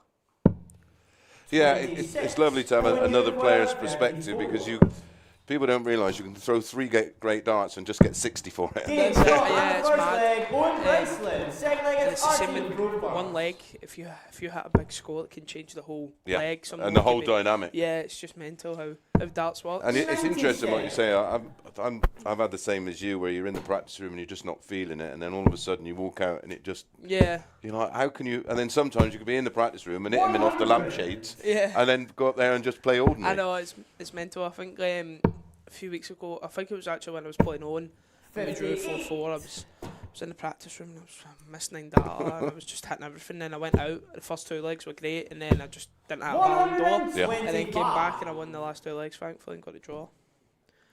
I believe Archie's not lost a game yet. No, he won all of his matches so far. Yeah. He sits at the top of the table, but that comes with a bit of pressure. You would know that, being you're not just the best youth dart player, the best dart player within the WDF senior system, and that comes with its own demands and pressures. Not anybody else's expectations, but you're your biggest critic. You sort of. 139. You always have a target in your back when you're number 1. I wouldn't know. It's mental. I was playing some Turkish guy last week and the way he celebrated, it was just funny. To be honest, I was like, that's how much relief it is. I was like, I'll take that as a compliment. Yeah, and that's the way to do it. And you've certainly matured as a player, haven't you, in the last year or so? I had to, but for my own benefit. So if I didn't get better, then I wasn't going to go places. Thankfully, I've got better because I've got a mental coach, Shepard Robertson, and he's helped me out a lot. 140. Archie Uruguay 103. Well, darts is... Oh, hello, the shot's on 46. Loves tops, Archie. 83. Slight pull, maybe due to the pressure of the situation. Left 12, unlike this side of the board, unless I've given the commentators cuss. Yeah. Well, not yet, mate. Not been doing it long enough. Third leg is on to pro 2-0. Yeah. Always fancied this had just all the elements to be a really, really tight match. Yeah. When Archie's 2-0 down, he'll still plug away as well. He's not one of the people to go away. He'll keep going. This is... When Archie has a bad score, you need to have a good score, you feel, because you know he's going to come back and power in a really good score. So and the confidence as well, playing on the different tours, and you know the tour just under, I suppose, being a pro, it gives you confidence. Like I said, he had wins over Charlie Manby, and you know that it's all about belief. Yeah, he beat Bo Greaves 4-0 as well. I know he was doing well on the EDC tour as well. Yes. I think he actually ended up winning one of them as well. 140. And one thing I've noticed with Owen is that rock's getting less and less. Yeah, and that you when I first met you, you were tiny. So you're and obviously I mentor at an academy with the wife, and sort of because you're so small, you have to try and generate that elevation, and that sort of I've noticed it as the players have got taller in the academy, that 41. You have to remind them you're throwing a 20-odd gram object 7'9¼ and not a mile up a field. Yeah, I had to slow my throw down a lot, to be honest. My throw was at times I was too fast for my own good, to be honest. Yeah. And when I slowed it down, I just felt the change was. But the attraction is there, because if you become a first start merchant, that first one goes in, you feel it. Yeah, that's it. I feel like that's the best part of my game. I feel like when my first start goes in, the other two usually do follow. Hopefully, I've not cost myself for the rest of the weekend. Big weekend for you, of course, playing on the Advanced Tour. So you get two tournaments tomorrow, one on Sunday. 2 on Sunday as well. Oh, it's 2 on Sunday as well. 96. I think Jaden Walker's in second place right now. He was in the GPL last year as well. Because you picked up your 6th, didn't you, in the last series of events? Yes, I went to one each day. The second weekend of Advanced Tours, I know myself, I didn't practice enough, so I made sure I'll never do that again, to be honest. 60. Yeah. This is huge. Yeah. You almost feel like for him to get something out of this, needs to win this leg. Yeah. That first starts, that's the make or break on 60. Yeah, especially the way his darts land, he needs to be over, doesn't he? Well, either low. Yeah. This is huge for Owen, for 3-0. I don't think either me and you would have thought it'd have been 3-0. No, I thought it was going to be KJ at this point, but... Game shot on the third leg. Right about him, loving that side of the board. To be honest, I was looking at the big 20 there, because I know he loves double 16, and when the 12 went in. Safe, the 12. That's it. That's it. I wouldn't be safe. I'd go for it. Big risk. High risk, high reward, sorry. I know 66. when Owen and Archer were playing, Owen's just doing what he has to do right now. He's just plodding away. Yeah, I was talking about that in the last game. Sometimes you got listen when you're not hitting the big numbers, you've almost got to be or do what I tell you not to do. You always say play the board, but that's fine when you're hitting everything. Sometimes you have to be reactive and just do what Owen's doing here and just do enough. Just plod away basically. Just if your opponent hits a ton, you hit a ton. If they hit a 60, just make sure you're hitting a little bit more. That's what Owen's doing here. Down your finish after 12 darts. 9, sorry, even. Yeah. And he'll be forced into to go in for the 161 here. There'll be no laying up. No. 128, very doable for Archer. Yeah. Last start. I almost felt like I didn't want to hit the treble with the first start. Yeah. Because you got to hit another treble. That's it. I feel like sometimes in 128, you're better off just trying to hit the single at times. 64 left, 14 for the bill. 47. Good effort. Needs to go for Archer. 36. Doesn't get this, you feel like it might be game over. Oh. He's just having one of those, isn't he? Yeah, a lot of doubles missed. 32. 25 for Owen. Owen, you require 25.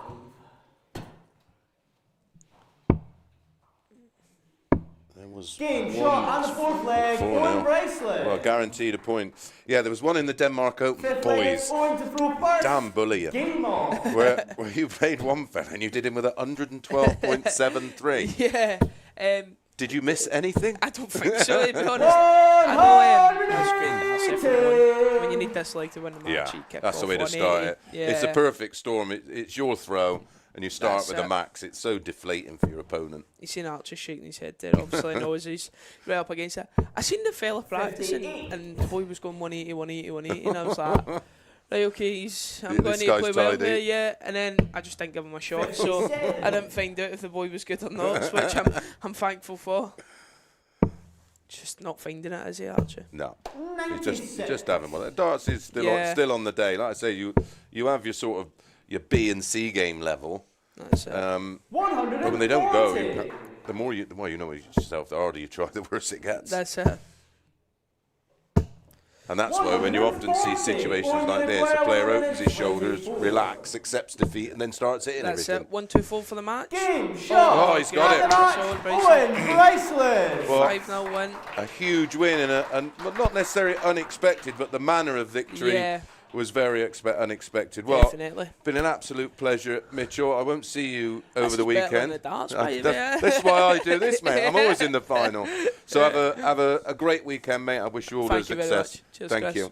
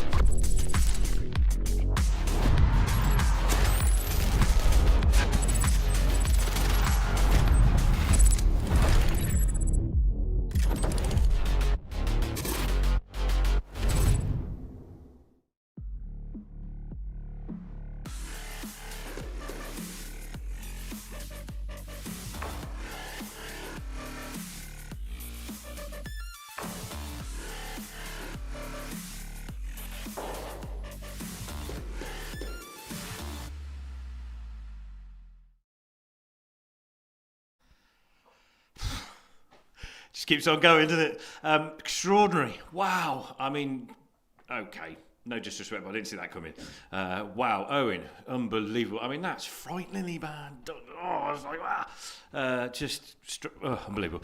Right, I don't know what was better, actually, Owen's performance or Mitchell in the comms box. So, Mace... Yeah.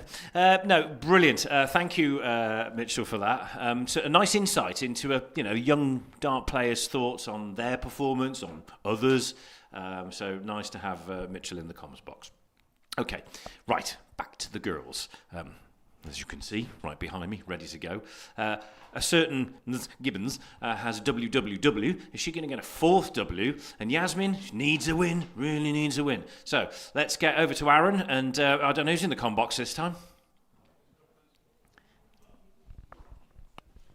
Welcome back, ladies and gentlemen, to the JDC Junior Power League. Please welcome our next two players to the stage. From England, Macy Gibbons, and from Wales, Yaz Rock Havard.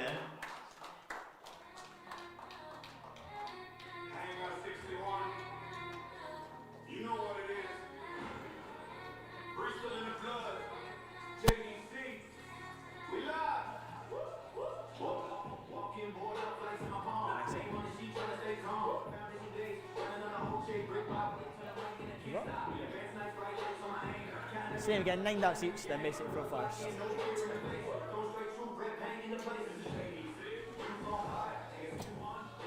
Well, I don't know how to start this. I'm not disappointed you're back, mate, but Mitchell was very, very good. Unfortunately, far too good at darts to nick my job. But, yeah, certainly when his career's over in 20 or so years' time, he's got a big future.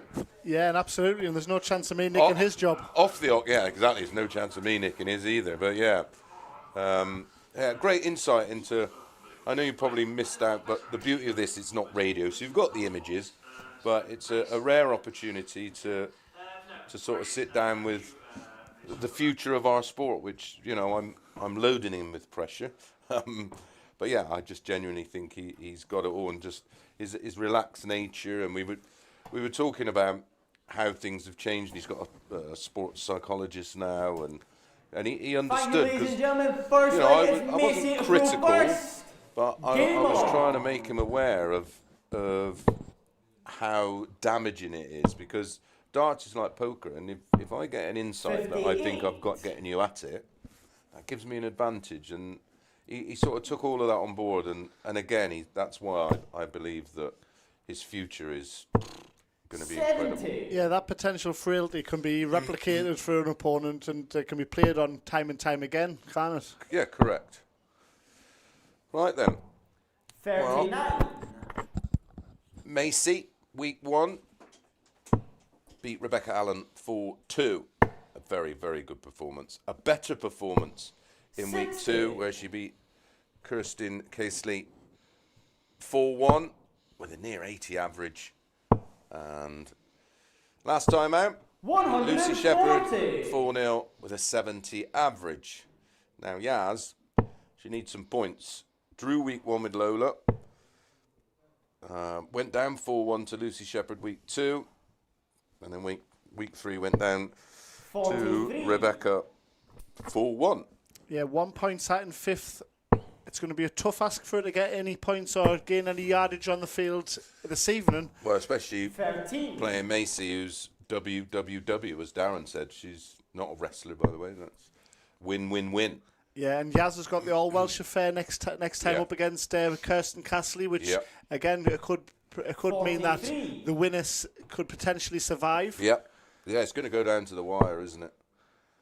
But I like Yasmin's nowhere near the finished article, but I like her throw. She's tenacious, and not the finished article. If you did hear what I've just heard in terms of noise, apologies at home. I think something was landing on top of Hangar 61 there, wasn't it? It was a rocket. Yeah, I think she's got a big future. I just love the throw. It's full extension. She's focused. I like the image. I was having a relaxed conversation with her prior to the off tonight, and discussing how she's got a lot going on behind the scenes at home. She's got exams galore. Yeah. And I asked her what she would like to do when she finished school, and because she's just turned 16, so she's come to the conclusion of that, and she wants to go down the nail technician route. Oh, wow.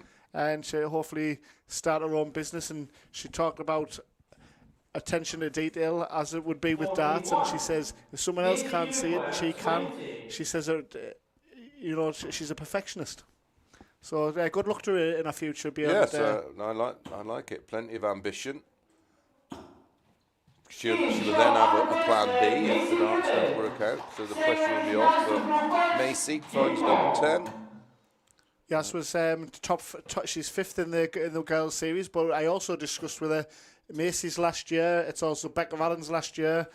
So we could be looking at Yaz along with Lucy Shepard. Them being the top TA mat for next year. Yep. Yeah, and that's it. It's development. You know, when the girls are a couple of years more advanced, they are literally that. And like I say, it's a hard schooling, but like I say, suddenly they become the ones that everyone's looking at. Targeting, yeah. But for Macy, you was very close to hitting her first 9 data, I believe, during the week. Yeah, missed the double on dart 9, I think. She was 8 in. And from what we've been watching, you can see why that's starting to come to fruition, isn't it? She's got a bit of that Bo Greaves about her, hasn't she? The way she's... and again, Coventry lass, and she hasn't been playing the game very long, very raw. Yeah, very new, isn't she? It's a lot more development, but again, the fundamentals are nice. The pullbacks there, the extensions there. And listen, if you want to use a girl as an example to copy, Bo Greaves has got one of the nicest throws, full stop. male, female, or anything else. She's just perfected that style. And that's why she's so good. And again, when you talk about having not so much putting all your eggs into one basket, but Macy Gibbons as well was a very good, talented footballer. I believe Luke Little was a good footballer as well, wasn't he? Joe Cullen, was he at a good level? Yeah, apparently so. Yeah. I think there's a few other players, there's some talented golfers amongst them as well. 65. Colin Osborne was amazing with the yo-yo. Yes, he was. Aye. Gezi Price is brilliant at snooker and pool. And the ping pong as well, wasn't it, Colin Osborne? Yeah. Is he still down in Derby? Is he? No, he's relocated back to the northeast. No, he's going to, but he's up near Blackpool. I actually asked him if he wanted to play Super League for me, and I'll get him picked up. And he went, yeah, all right, pal, but it's a long way from Fleetwood. I went, oh. He said, I moved last week. I said, okay. So he used to be sort of 10, 15 minutes from me. 58. We're going about progression and things like that. I enjoyed the Jamie Vardy series that was on Netflix. It was an hour-and-a-half programme, how he came from non-league football and then worked his way in the Premier League. Oh, I haven't watched that. I like that kind of thing. Well worth a watch. But again, it just shows you with... There was a similar story with Ian Wright, wasn't it? He's not... Yeah. And then got his chance at Crystal Palace and... Arsenal. Natural scorers, weren't they? But again, it just shows you resilience that's called with darts. Is like you say, if it doesn't happen in Q School, it doesn't happen. There's so many options now, isn't there? Through well, you look how many cycles Peter Wright went through before he eventually sussed it. Yeah. 47. Macy Uruguay 101. Made his debut in the embassy in '95. Lost to Richie Burnett. Didn't see him for ages, and then he sort of had another go, and then he went away and had another go. And I remember he's quite a comeback or roundabout when he first started coming back, and he was over in Las Vegas, and I think he was playing Mark Stevenson, a friend from the northeast, Daniel Stevenson's dad, and like I say, he was just coming on the scene then before the whole. Exploded. Yes, and like you see, you just never saw it at the time. Game shot on the second leg, Macy Gibbons. Well, the finishing is... Game on. The difference between the two at the moment, isn't it? Yaz has had her chances. She's not been able to take them so far. As we mentioned, there's 9 girls from Wales in the girls' series, and she's 5th in the order of merit, top of the pile in that department. 94. But it's all about the present, isn't it? And it's trying to scramble for points in this junior power league. And Macy Gibbons is looking pretty flawless, isn't she? 4-2, 4-1, 4-0, is it? Yeah, so she's dropped 3 legs in 4 matches. Not a bad return. And yet to be beaten in the girls' series as well. Becca Allen was 2 final. Well, Archie was like that, wasn't he? He was the only player to have won all of his matches and then gets done 5-0. Nobody saw that coming. It says there that Mitchell Lorry could top the table for a short term, but it's with a 10-leg differential now. That's and that will play its part, of course. But as we say, with Archie got so much going on. He's got the weekend. He's got Modus coming up next week. Yeah.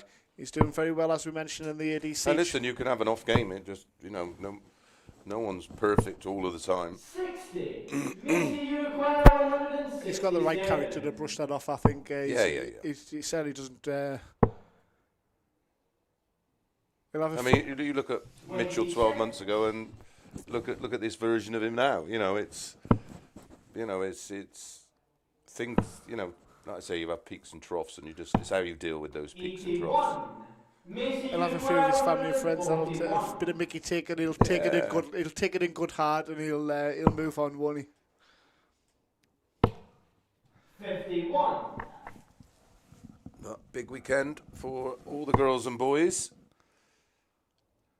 Saturday and Sunday, watch all the action.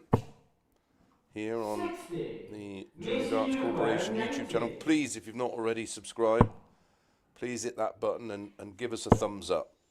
And hit that notification bell and you won't miss a thing. 11 o'clock in the morning, join us for that. Saturday and Sunday, we remember 64 players now on our advanced tour. And halfway through the second event on the afternoon, we will have the girls' final. Will we see some new faces, or will it be Macy Gibbons against Becca Allen? James in the chat, very good commentary, Mitchell, and well played earlier. Yeah, agreed on both counts. No score. Got to keep it. Yaz 82. It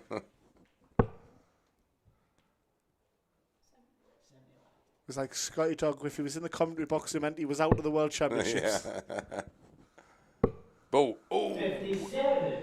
good effort. That was for a breaker throw. 38. Game shot on the third leg. Nails it, guarantees a point for Macy Gibbons. So whatever happens, Carl, she's going to remain unbeaten. Yeah, and I think again that you look at the double 19, the way it lands there, she's very comfortable with her equipment, isn't she? I mean, obviously that's standard for the form that she's been shown consistently lately, but it's just effortless, isn't it? Yeah, and that sort of tells me there's been a lot of hours spent. You know, when players do them small adjustments and pin their doubles, you can tell that's not by accident. Still 2 matches to bring you, of course. We've got Lex against Lewis up next. And then our final match will be Lucy Shepard against Rebecca's final match. Yeah, final match, and Lucy could leapfrog Becca Allen and go back. Yes. Back third or second above Becca, but Becca could cement that position in second place. Yeah, it's the top 4 ladies who qualify for finals weekend, and the top 8 from the men's that will give us our quarterfinals. And the banging form Lewis Cup coming up 9th in the table against bottom placed Lex Passhauser, who we did see a change in heart, didn't we, from Lexi? He played really well in week 3. Yes, he did. You could see, like you say, there has been hours of work behind the scenes, and it'll be interesting to see if he's able to progress from that again. Yes, he averaged 80, didn't he? He went down to Archie 5-3, but Archie averaged just over 86. It was a good performance. Couple of big combination checkouts, wasn't it, from Lex? He lost 5-3 again. So he's sort of a leg away from 2 draws in week 2. And week 1 he was right out of form. 77.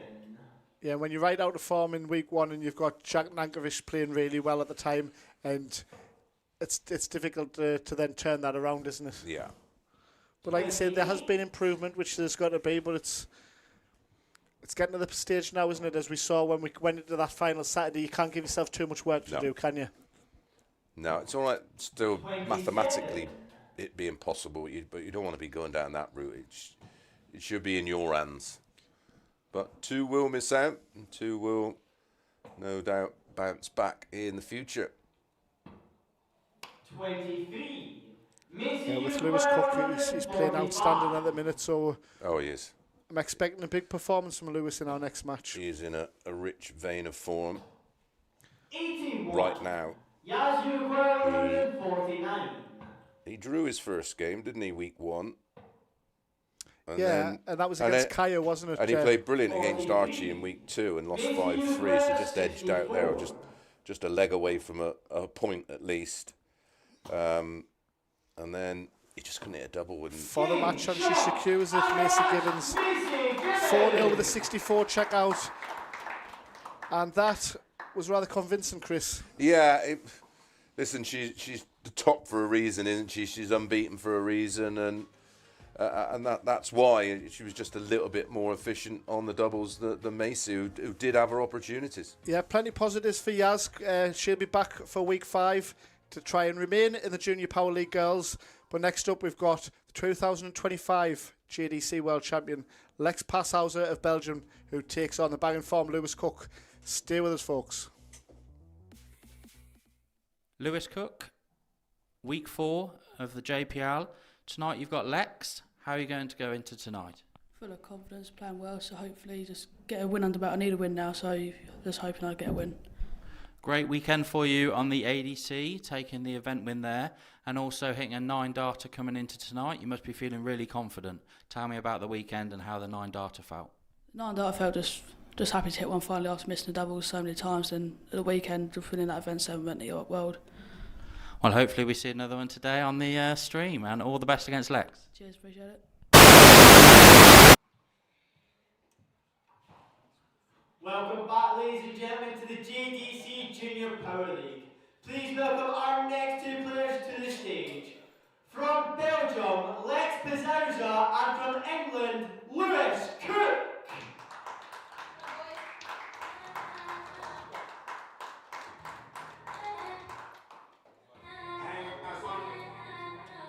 You know what it is.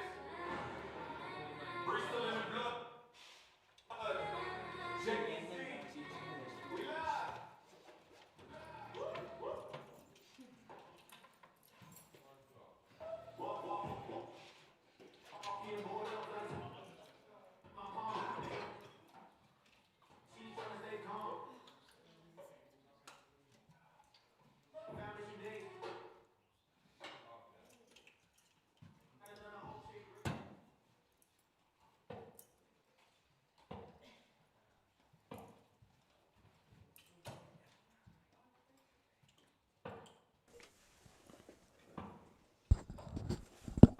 So hot on the heels of our penultimate girls match of the night, we've got our penultimate match of the night. And as we mentioned, it's Lex Passa of Belgium taking on Lewis Cook. And this has the ingredients, Chris, of being a belter. Yeah, it's a tough one to cook. As far as their JPL campaign is concerned, it's been tough going for both. Lewis has just got the 1 draw. Lex, who was, well, as you say, former former world champion last year, wasn't he?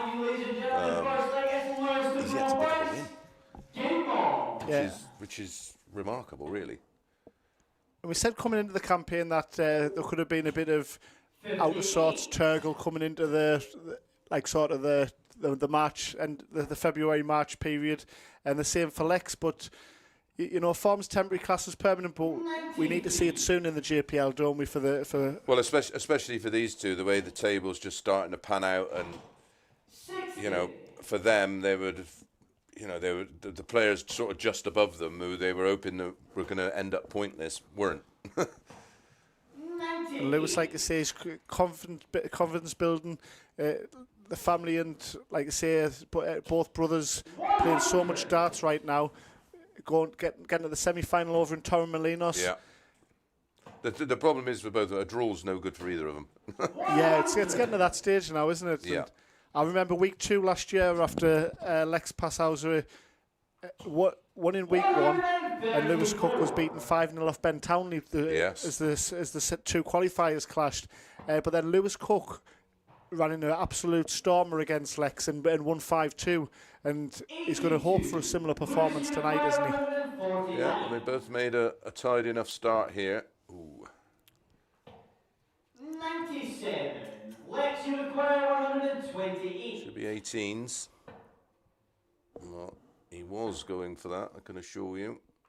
So a real chance just to get a relatively comfortable hold and just settle any nerves. That was a bit too close for comfort, but that's more than close. That's in 17-dart hold of throw, and making a bit of a statement there of intent. Just letting Lex know, look, I'm on it tonight. And when you talk about asking Mitchell Laurie's practice routines, or what are you know, like I always, it sticks in my head about Peter Wright when he says he's two dart combinations and that 52s like that. Yeah, Glenn Darren, I've had the opportunity to work and sit down with Glenn a lot, and you know, he says they don't, and I used to do it, but a lot of players don't. They focus on this 1-2-1 game, which does give you opportunities at lower numbers, but I used to practice 41 to 81. Yeah. You know, because that's more often than not, that's where you lose legs. You know, those little 2 and 3 dart clutch combinations, and you know, listen, we all love it in the big finishes, but you know, more often than not, you know, they're the ones that sort of come from time to time, even for the, you know, the big guns of the sport. Yeah, like you say, whatever level you're at, it's great. It's a great insight for myself and for Duzzer and, like you say, Snakebite, players like that. Just it is relevant. It's highly relevant, isn't it? Yeah, I you know, like I say, sometimes you can. It was again like Mitchell likes to practice on his own because he can be 100% focused. And I said, well, there's nothing worse than practicing with someone who's messing around or on their phone. When I used to set up my practice routines, they were effectively matches, you know, played in relative silence, and they were serious because we're trying to replicate that situation. And like he said, you know, you get someone that wants 40 and they're going for 2 double 10s or double 4, double 16. You're like, come on, we're either going to play properly or not going to play at all. I mean, I used to practice. I used to do both. I do 3 hours on my own and have sort of 3 or 4 hours off. Have a bit of dinner and then play matches. Yeah. Whatever tournament was next. If it was the match play, I'd play the match play format course and, you know, the distance. Just misses double 13 for the 6. So can Lewis step in and pick his pocket a little bit? He can't. Finds the corner. And that'll hurt Lex, won't it? Yeah. Not your throw, Lewis. But it is, yeah, of course. He threw first in leg 1. Lex king of the ton toppers, but not on that occasion. And if you're Lewis Cook, that's the perfect start, isn't it? And to have the throw in leg number 3, only one breaker throw, but 3-0 could be a big scoreline to try and overturn, couldn't it? Especially when you're struggling for points. Yeah, well, at 3-0, you're just thinking, right, maybe I can somehow rescue a draw, but it's tough. When we talk about practice regimes or routines, 2 hours of effective practice is better than 6 hours of non-effective, is it? Or interrupted? Yeah, correct. Yeah. If it's bad practice, it's not practice. There's for the players, there's a time and a place to show off, exhibitions, because that's what people want to see. And we've got obviously Turgle, who's came over from Mongolia on a permanent basis, and I think in time that's going to benefit him massively with playing in the UK. Lex, I've had discussions with people. Again, like I say, I don't know exactly what Lex has for his routines, but I don't imagine there's a lot of competitive practice for him. No, and listen, you've seen it with overseas players, Simon Whitlock and Damon Hatter are the two ones that sort of spring to mind. But that makes it even more remarkable, the fact that he's become a world champion at 13-year-old. Yeah.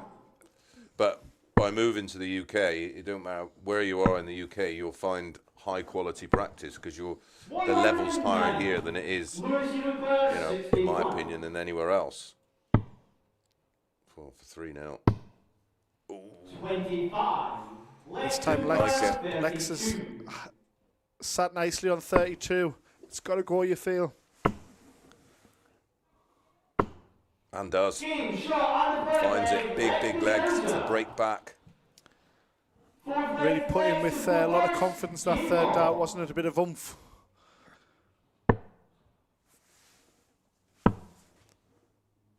Back on throw, but as you say, it's not about getting greedy, but you've got to be looking for the maximum points for both players here, haven't you? Yeah, draw's no good when you're 9th and 10th. Lewis is still top of the S6 Super League with one game remaining.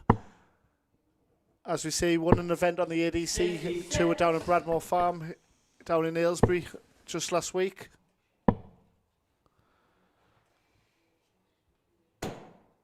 Hit the 9 data, but it was in practice apparently. Doesn't matter.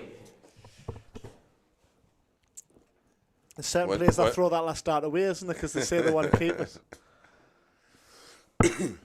98. Again, it just cements the confidence that, I can do that. Once you've done it once, it's only a matter of time before you do it again. I don't think you can really fluke a 9 darter. Yeah, it always brings back to which one's harder out of the 147 or the 9 darter, isn't it? But yeah, the 147, obviously, because of the variables. Although there's mathematically more hit, Still for me, it's... Yeah, but I agree with that. But again, both very difficult. But yeah, both feel impossible to me. Have you hit many in a match scenario, have you? Yeah, I was the first one to ever hit one in the World Masters. Unfortunately, I think it was a round or two before the TV stages, where I would have got, I think it was 12,000. Up at Bridling, was it? No, this would have been at Lakeside, when the World Masters was out at Lakeside. I remember that, yeah. And I hit one on a Pro Tour on the PDC, and then I've hit 5 or 6 in Opens, and about the same in exhibitions, and don't know about practice. Again, I didn't really care. Yeah. Probably in practice, no one's hit more than Merv King, but no one practices as much as Merv. Is he still first of the venue? Oh yes. I tell you what, he's still got a game in him. I've seen him. I've noticed seen him by down his stats, yeah. In Leicester. Look how he bounced back. A lot of players would have thought, you know what, it is what it is. But again, he had a lot of things going on with his back, and you know. Oh, he's had injuries throughout his whole career, and he's battled through it, hasn't he? Yeah. But you can see at certain long periods of a format here. Again, we talk about the heat of the Winter Gardens, and you could see when it was coming to the business end of long matches, he was really wincing, wasn't he? Yeah. Ooh, well, what an opportunity for Lewis here to right the wrongs. Double.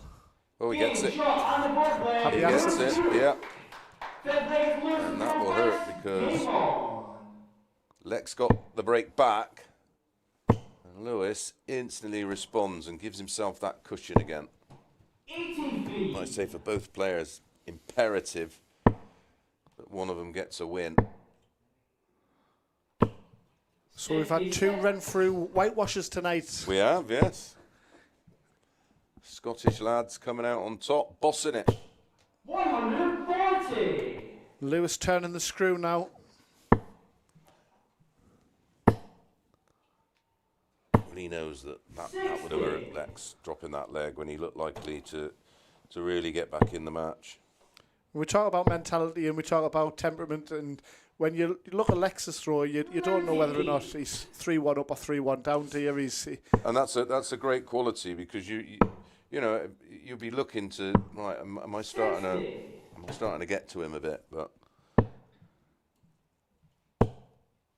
it's just going to give you that percentage you talk about, and as you get better and better, then percentages, it's trying to eke out that small percentage, isn't it? And that's all it is. I always say I don't do coaching. I privately help out a few players, and I say it's 1% in this area, 1% in this area, 1% in that area, 1% in that area. Well, you know, it might be 10 1%, but you put them all together, and that's the difference of being a 95 player and a 105 player. Yeah.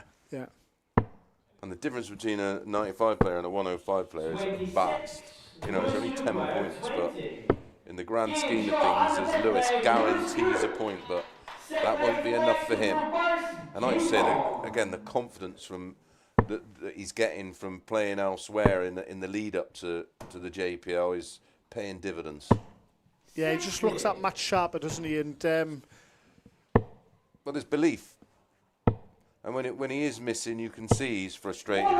If his form's rubbish, right, you're not surprised when you miss. Yeah, and what could have been 3-0 become 2-1. He didn't let that disappoint him, did he? He just cracked on. Great response from Lex. Is he relaxing because he thinks this one's... Well, what a response.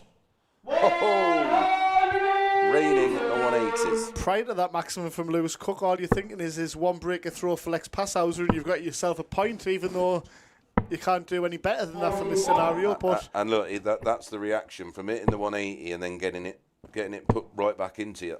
Yeah. 65. Leaving a finish that only needs one treble in the combination. Lewis, who won advanced to a title, as we mentioned, by beating Jack Nankervis in event number 9 it was 6 weeks ago when we were last down here in Bristol. And he's going to be one of the front runners going into this weekend. Remember, 11 o'clock from tomorrow morning. Especially if he can get a result here, but the shot's on. tops. Doesn't like it. His darts do sit up. It's got to go, you feel. It's unlucky. Good effort. So the Essex Ace wants 2 16s, gets it and secures the 5-1 victory. Lewis Cook with his first win of the campaign. A 5-1 win over Lex Passhauser. That is our final boys match of the night. Stay with us for the final girls and final match of the evening. It's Lucy Shepard against Becca Allen. That's following Lucy Shepard's interview. Stay with us, folks. Lucy Shepard, week 4 of the JPL, currently sitting 3rd in the table, but you've got reigning champion Rebecca Allen tonight. A win or a draw tonight could give you some concrete points to get yourself into finals day. How are you going to go into the game today? I'm hoping for a win. Obviously, I'm going to go in there, try my best, but if I come out with a draw, I'll be happy with that, considering I know Rebecca's a very good player, but I'm just going to go in there and try and smash it. You mentioned to me a little bit of traffic on the way down. Has that affected your preparation at all? You are last game on, so will that affect you in any way going into the game? No, not really. I'll just be on the board on and off, trying to throw some straight darts, but I'm last on, so I've got a bit of time to prepare. Well, all the best and good luck. Thank you. Welcome back, ladies and gentlemen, to the JDC Junior Power League. Please welcome our last 2 players to the stage. From England, Lucy Shepard, and from Ireland, Rebecca Allen. You know what it is. Bristol in the blood. JDC. We live. Walking board up flights in my palm. They on the sheet trying to stay calm. Foundation days. Running on a whole chick. Brick by brick. Turn the mic and I can't stop me. Advance night. Body lights on my name. Count every number like I count every game. Girls lock in. No fear in the face. Throwing hang in the place. On fire. Hanging from down. We come high. From the first small step to the big stage dream. With twice we are hometown team. That's JDC. Bristol Heartbeat Foundation. Advance every lane we keep. JPL roar that junior power. Turn every check out to a victory shower. JPL weekend. Friends turn to rivals. Talk on a hand. Eyes on survival. Legs in my legs, but I'm ready for the set. Game shot with the crowd feel wet. Girls every shot. They don't play cute. Ice in the wrist. You're rolling. Well, Chris, loving the Junior Power League Hanger 61 wrap. How about you? Yes, yeah, I think it should get released. I think it's brilliant. It's catchy, isn't it? It is. Well, this is our final game, sadly, but we have absolutely rattled through them this evening. And, well, week 1, let's start off with Rebecca Allen, who's already played a game tonight, of course. Yeah, she's missed. Becca's missing next week, and she also missed week 1, didn't she, when she had the All Ireland competition? So she's doubled up on 2 of the 3 weekends so far. Good tactic. But yeah, she won on week 1. She lost on week 1 to Macy 4-2. Lost in week 2 4-1. Won week 3, and of course has already picked up a win tonight. I mean, if she can get out of this tonight with 4 points, then that is some result. When you think about the fact that she lost her 2 opening matches, she's done well, and will be in a qualifying position for finals night, won't she? Well, mathematically. Yeah, I think if you're Becca Allen, she's not really concerned if she finishes 2nd, 3rd, 4th, but she wants to. I think everyone would want to avoid Macy Gibbons if they're through with the semi-final, wouldn't they? Yeah, absolutely. I mean, let's have it right. Yes, very well. Lucy Shepard draw with Kirsten Casley in week 1, and she beat Gaz 4-1 in week 2, and went down heavily to Macy 4-0 in week 3. Yeah, that was a game of 2 halves in week 1, wasn't it? Because it was a very nervy start from our qualifier, Kirsten Casley, and Lucy Shepard. I think she might have gone 2-0 in front, but I think she was in. Yeah, I think. But it was very nervy, wasn't it? And then both players responded really well, and we saw the best of them, didn't we, Chris? Yeah, sure did. Yeah, she got a nice action. Well, they both have. It was one of them best of 6s. By the end of it, we wanted to go best of 19. Yeah.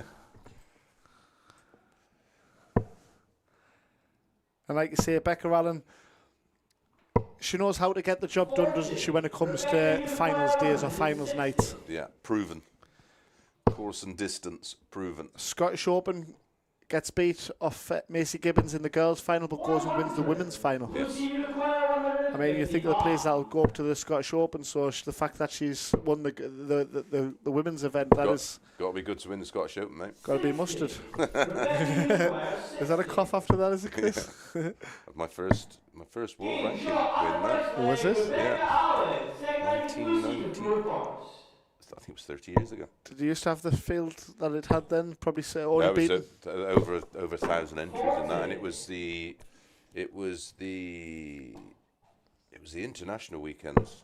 I think it might have been the Europe Cup they called it. So you had all the best players from Europe playing in it as well. Yeah. Because they were there for that. So obviously we're playing the Scottish Open. I mean, I could be wrong, but is it probably the second largest event bar the Dutch Open? Yeah, but probably currently, yeah. It certainly was a big tournament then. As I said, it was 1,089 entries. Played Colin Monk, my good pal, in the final. Colin Monk, what a player! And I will never forget the first leg. 140, 180, 170. 11 after 9, and I went out in 11. Yeah, Colin Monk, what a player. I mean, former world master, wasn't he? He was, yes, and used to always be entertaining on the lakeside stage, and then years down the line he plays my old mate Butch Knighton in a qualifier at the venue where the Grand Slam's at for the qualifiers, where you qualified for the very first Grand Slam, yeah. Me and Kevin McDine. That's right. Very cold venue, wasn't it, for the qualifiers? That, and of course that was open to everybody, that qualifier. It was brutal. 81, Lucy Uniquel, 87. 87 to get her first chalk on the board. Don't need to go to any ball. Oh, it's lovely, 8. What a lovely weighted second dart that was. Beautifully thrown. I kind of like 919s from that 179, but it's executing, it's a different matter, isn't it? No score. Rebecca Uniquel, 119. Bust the 16, but will it be punished? Treble has to go. It does go. Once tops. 99. That would have been some steel. That would have hurt Lucy, as it is. 4-4, other side of the board. Great adjustment. And again, a well-weighted dart. Yeah, with her opponent on a more manageable double, that was a really well taken 4-4, wasn't it? And it come with its own pressure as well. Again, looking at the table, if you're Lucy, she's on 3 points. You've got to imagine that she's okay, aren't you, with 1 week to go? Yeah, possibly. I mean, she'd love to get a point out of this, and then I'd say, yeah, she is safe. Because who's she got next week? Will that be Lola? That'll be a tough game, perhaps. Lola's in great form. We mentioned Lola and Lily qualifying for the World Masters, but it's a bit of an expensive trip to Las Vegas, isn't it? Yeah, I mean, it's expensive, full stop. Never mind if you're a kid, because, of course, you've got to have a guardian or parent to go with you. And then to have 2 kids that are qualified. Yeah, it's thousands and thousands. That's why it's a bit bizarre call from the WDF. Not unless someone's, give them, I don't know, 300 grand sponsorship, and that's going to then filter down to the players, then yeah, maybe. But even then, it's they're not guaranteed any money either, and the prize money as it stands for the girls is embarrassing. Yeah, there's not much of an incentive there, is there? No. Unfortunately. Just what a place. Oh God, yeah, what a place. The bright lights of Vegas, the bright lights of Bristol. We've got Sparkles in action here, and she's looking to keep on throw here. Well, big visit here. Oh, I don't think that's in. 60. That's a great 60. Deserve more. Both on manageable finishes. Tops again. And again, just low. Missed it on the 119. Can she find a treble? Oh, she doesn't. Becca was waving some sparkly glitter at us and threatening to put some on us tonight. I says, maybe it's before the competition tomorrow night, after the dust has settled on the advanced tour and the girls tour. 13. I'm relieved she nodded and agreed with us. Because she might have been looking a bit strangely at us in the commentary box. Another one, I think that may have been in treble 1, but that will hurt even more. 66. Rebecca Uruguay, 7. 3's the hard bit, and now it's even more difficult because she don't want to go too high. She gets it and gets double 2. Great finish. Yeah, that took a lot of composure there from the first start, didn't it, Chris? And was still on throw, and she's still averaging 60. It's a very competitive match to conclude the night here in Bristol. Hanger 61. 80. We're back, did you say, on the 12th of June for for the round number 5 of fixtures? We are. I think I'm here. Or am I in... 96. Oh, no. Where am I? I think I may be in Denmark. I'm not sure. I have to check my diary. I'm definitely here for the finals, though. Well, if you're in Denmark, I'll give you the old skull.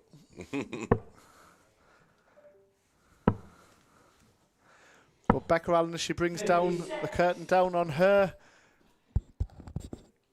girls JPL, will it be sitting second in the table? 43. Or has Lucy Shepard got other ideas? Lola Wheeler has also got other ideas as well. 97. A fascinating climax to both the boys and the girls. 81. Of course, with the boys, we've got that Saturday of action, and a spin of 3 or 4 wins could still be possible for Lex, but yes, it's gonna go down to the wire, certainly at the foot of the table. I think the only thing that would change will be sort of jostling for position at the mid, probably top of the table. because you look at the players that are on 3 points that are going to remain on 3 points. The 148 was unlucky there. What an attempt from Lucy Shepard there to remain on throw. Will it be punished? 35. Our Coventry Ace will be back for tops. 2 10s for a level game. And I think she's played well enough to get something out of this, hasn't she? Rebecca Uruguay, 5. Yeah, she certainly has, and Becca's been slightly the more consistent on scoring, but a few flashy check-out opportunities. Lucy will be back.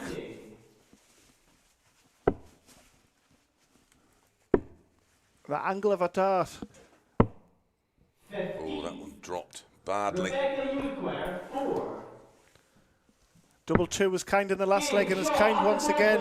Becca Allen secures the point. That's 3 from a possible 4 so far of the evening. Well, that was what it's what you certainly suggested at the top of her first match this evening, that 3 points is a minimum requirement. If she can come out of this with 4, what a bonus.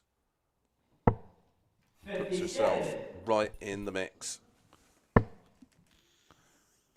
Yeah, she can put her feet up in June, can't she, and just prepare herself for finals night. Yeah.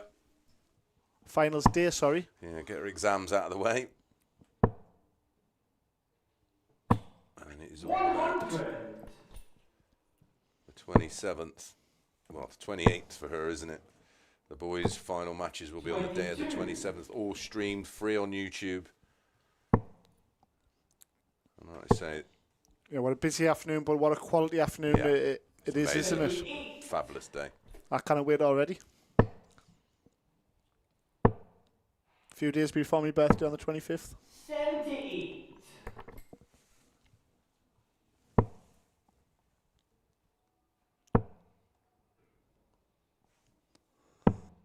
44.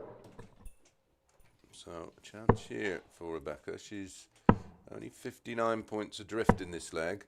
Well, that's taken care of that. So now the pressure is really going to build. Approaching 60 for Rebecca.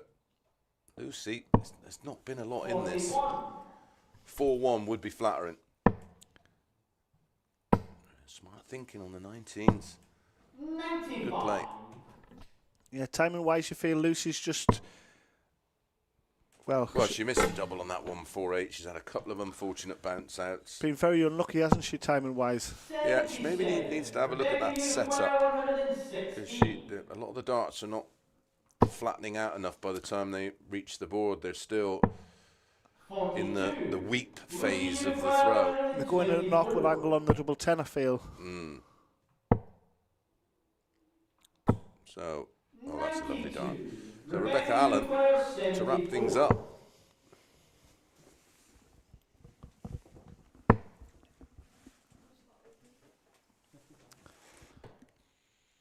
To keep the match going, Lucy Shepard, our Coventry ace, requires 32 to remain in the contest.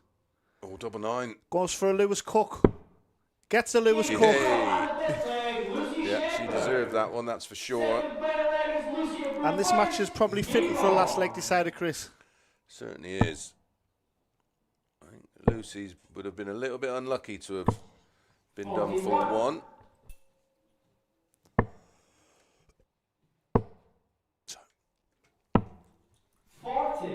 Still could be a twist in this one. She does have the advantage of throw. Yeah, it's been a real gritty performance from 3-1 down from Lucy, hasn't it? Yeah, she just dug in, but I thought 4-1 was flattering, but can she get some out of this from here? Does have a lead already. Needs to consolidate that. Doesn't pick up at a treble.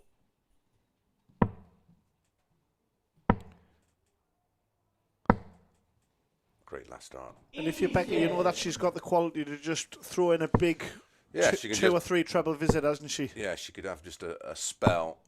100. Great ton, though. Good composure from Lucy Shepard. And that comes with experience, as we say. What we talk about Yaz, what she'll have next year, but Becca Allen. And what Rebecca learnt from 12 months or so ago.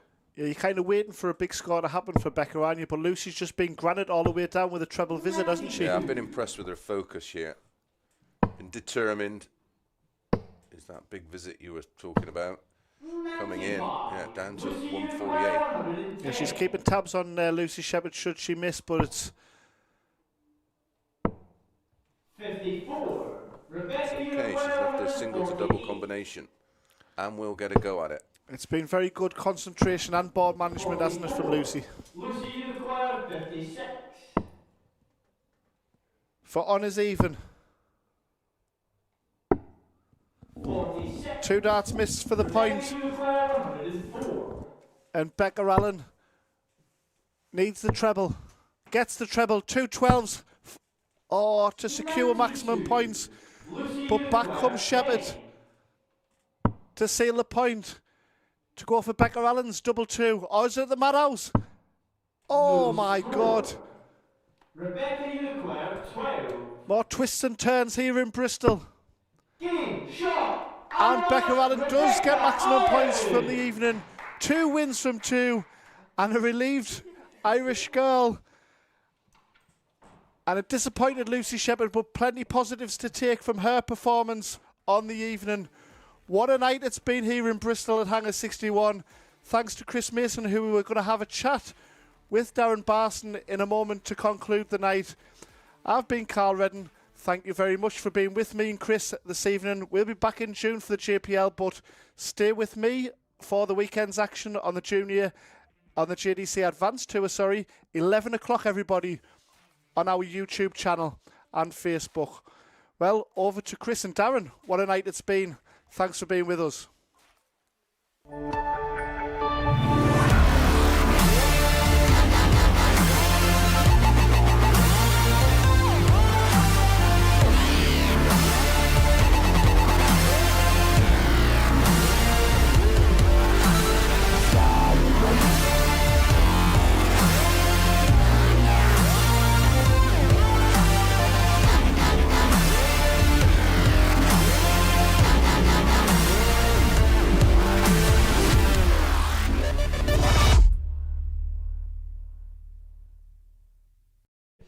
Another. We're on.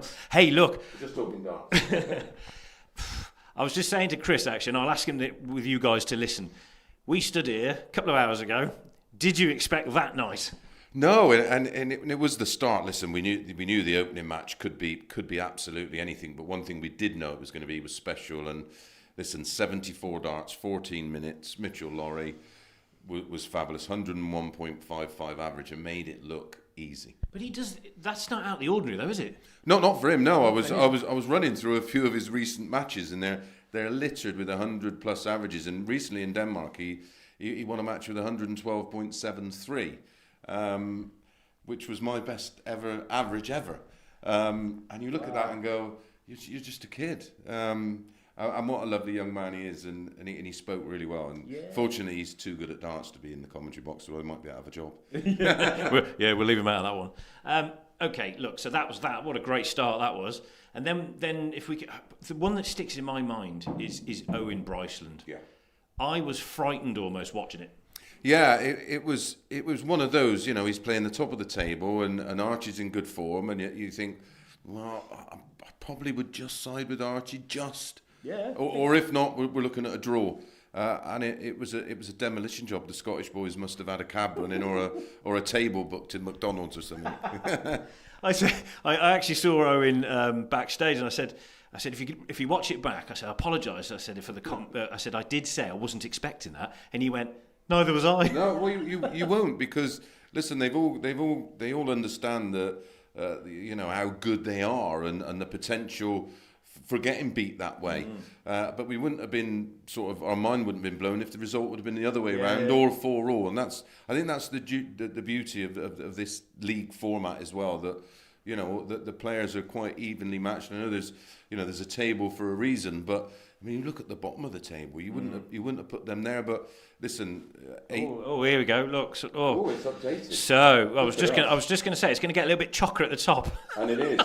I mean, look at. There's a couple of points separating six of the players, but still all to play for at the bottom of the table. Lex can still get it done. There's still a fair few games left for the boys, so it's not home and hosed yet. What is home and hosed is probably Owen and Mitchell, to make it. To make it, and Archie. Look, they're all on 6 points. I'm going to ask you one thing though, because you're an expert, I'm not.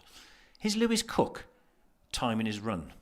Because it's getting to that sharp end. He's just started to seem to be in the zone now. Yeah, and I thought he was very good tonight. And the great players do great things at great times at the right times. Yeah. And his form away from this has started to improve as well. And he looks comfortable. And I would be surprised if he doesn't qualify. Okay, right, the girls. Yeah, can anybody stop Macy? Well, the thing is, she's relatively new to the game, isn't she? And some of these girls have been playing since they were sort of, 6 or 7. Where Rebecca's had a career. Yeah, exactly. So I'm surprised. Yeah, I'm surprised at the dominance and the way she's doing it, because there's a lot of talent in there, and she's not miles in front. It's just the composure and how she deals with the situations, but. I'm as you know, I'm a big fan of Yaz. I think I just like her. She got something about her. I like the throw. So smooth, isn't it? Yeah, and listen, players evolve at different times. I always think of how old Dennis Priestley was before he won a world title, and even in modern darts, Peter Wright was 49 when he won his first Worlds. There's.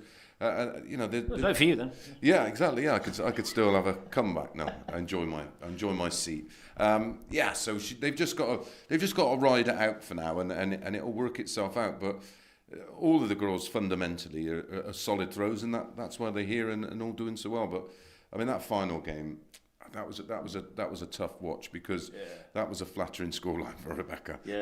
Listen, if anybody needed to get 4. There's 4 points possible tonight. She's not coming back now, is she? No, that was her final match. So for her, it's job done. We sort of said in commentary, if she could get 3 out of the 4, so a win and a draw, that would have been happy hunting. Yeah. And just to explain that, it's because we've got one night left of the actual sort of league format, which is on June the 12th. Yep. Stick it in your diary, June 12th. And then we go off for a final sort of weekend where the boys will play their last fixtures on Saturday. and then Sunday it's the biggie. Yeah, quarterfinals and. Are you coming? I am. I'm here. I'm coming on the Friday. Quarterfinals for the boys. So we'll lose 2 players, the bottom 2 from the league phase, and then the bottom 2 from the girls. So we'll have the semi-finals and quarterfinals for the boys and the girls. I can't wait. Now, Carl, who you co-coms with, he's excited because he's got the rest of the weekend to do. We've got the Girls Series and the Advanced Tour. Yeah, Advanced Tour this weekend, so lots of darts. 11 o'clock YouTube. Make sure you subscribe, hit the notification bell, and you get an alert, and give us a thumbs up. Chris, been delightful to have you again. Always. I love it. It's been really delightful to have you guys. Surely you could build me a little flat or something. Come stay in my little box if you like. Right, stay safe. Good night.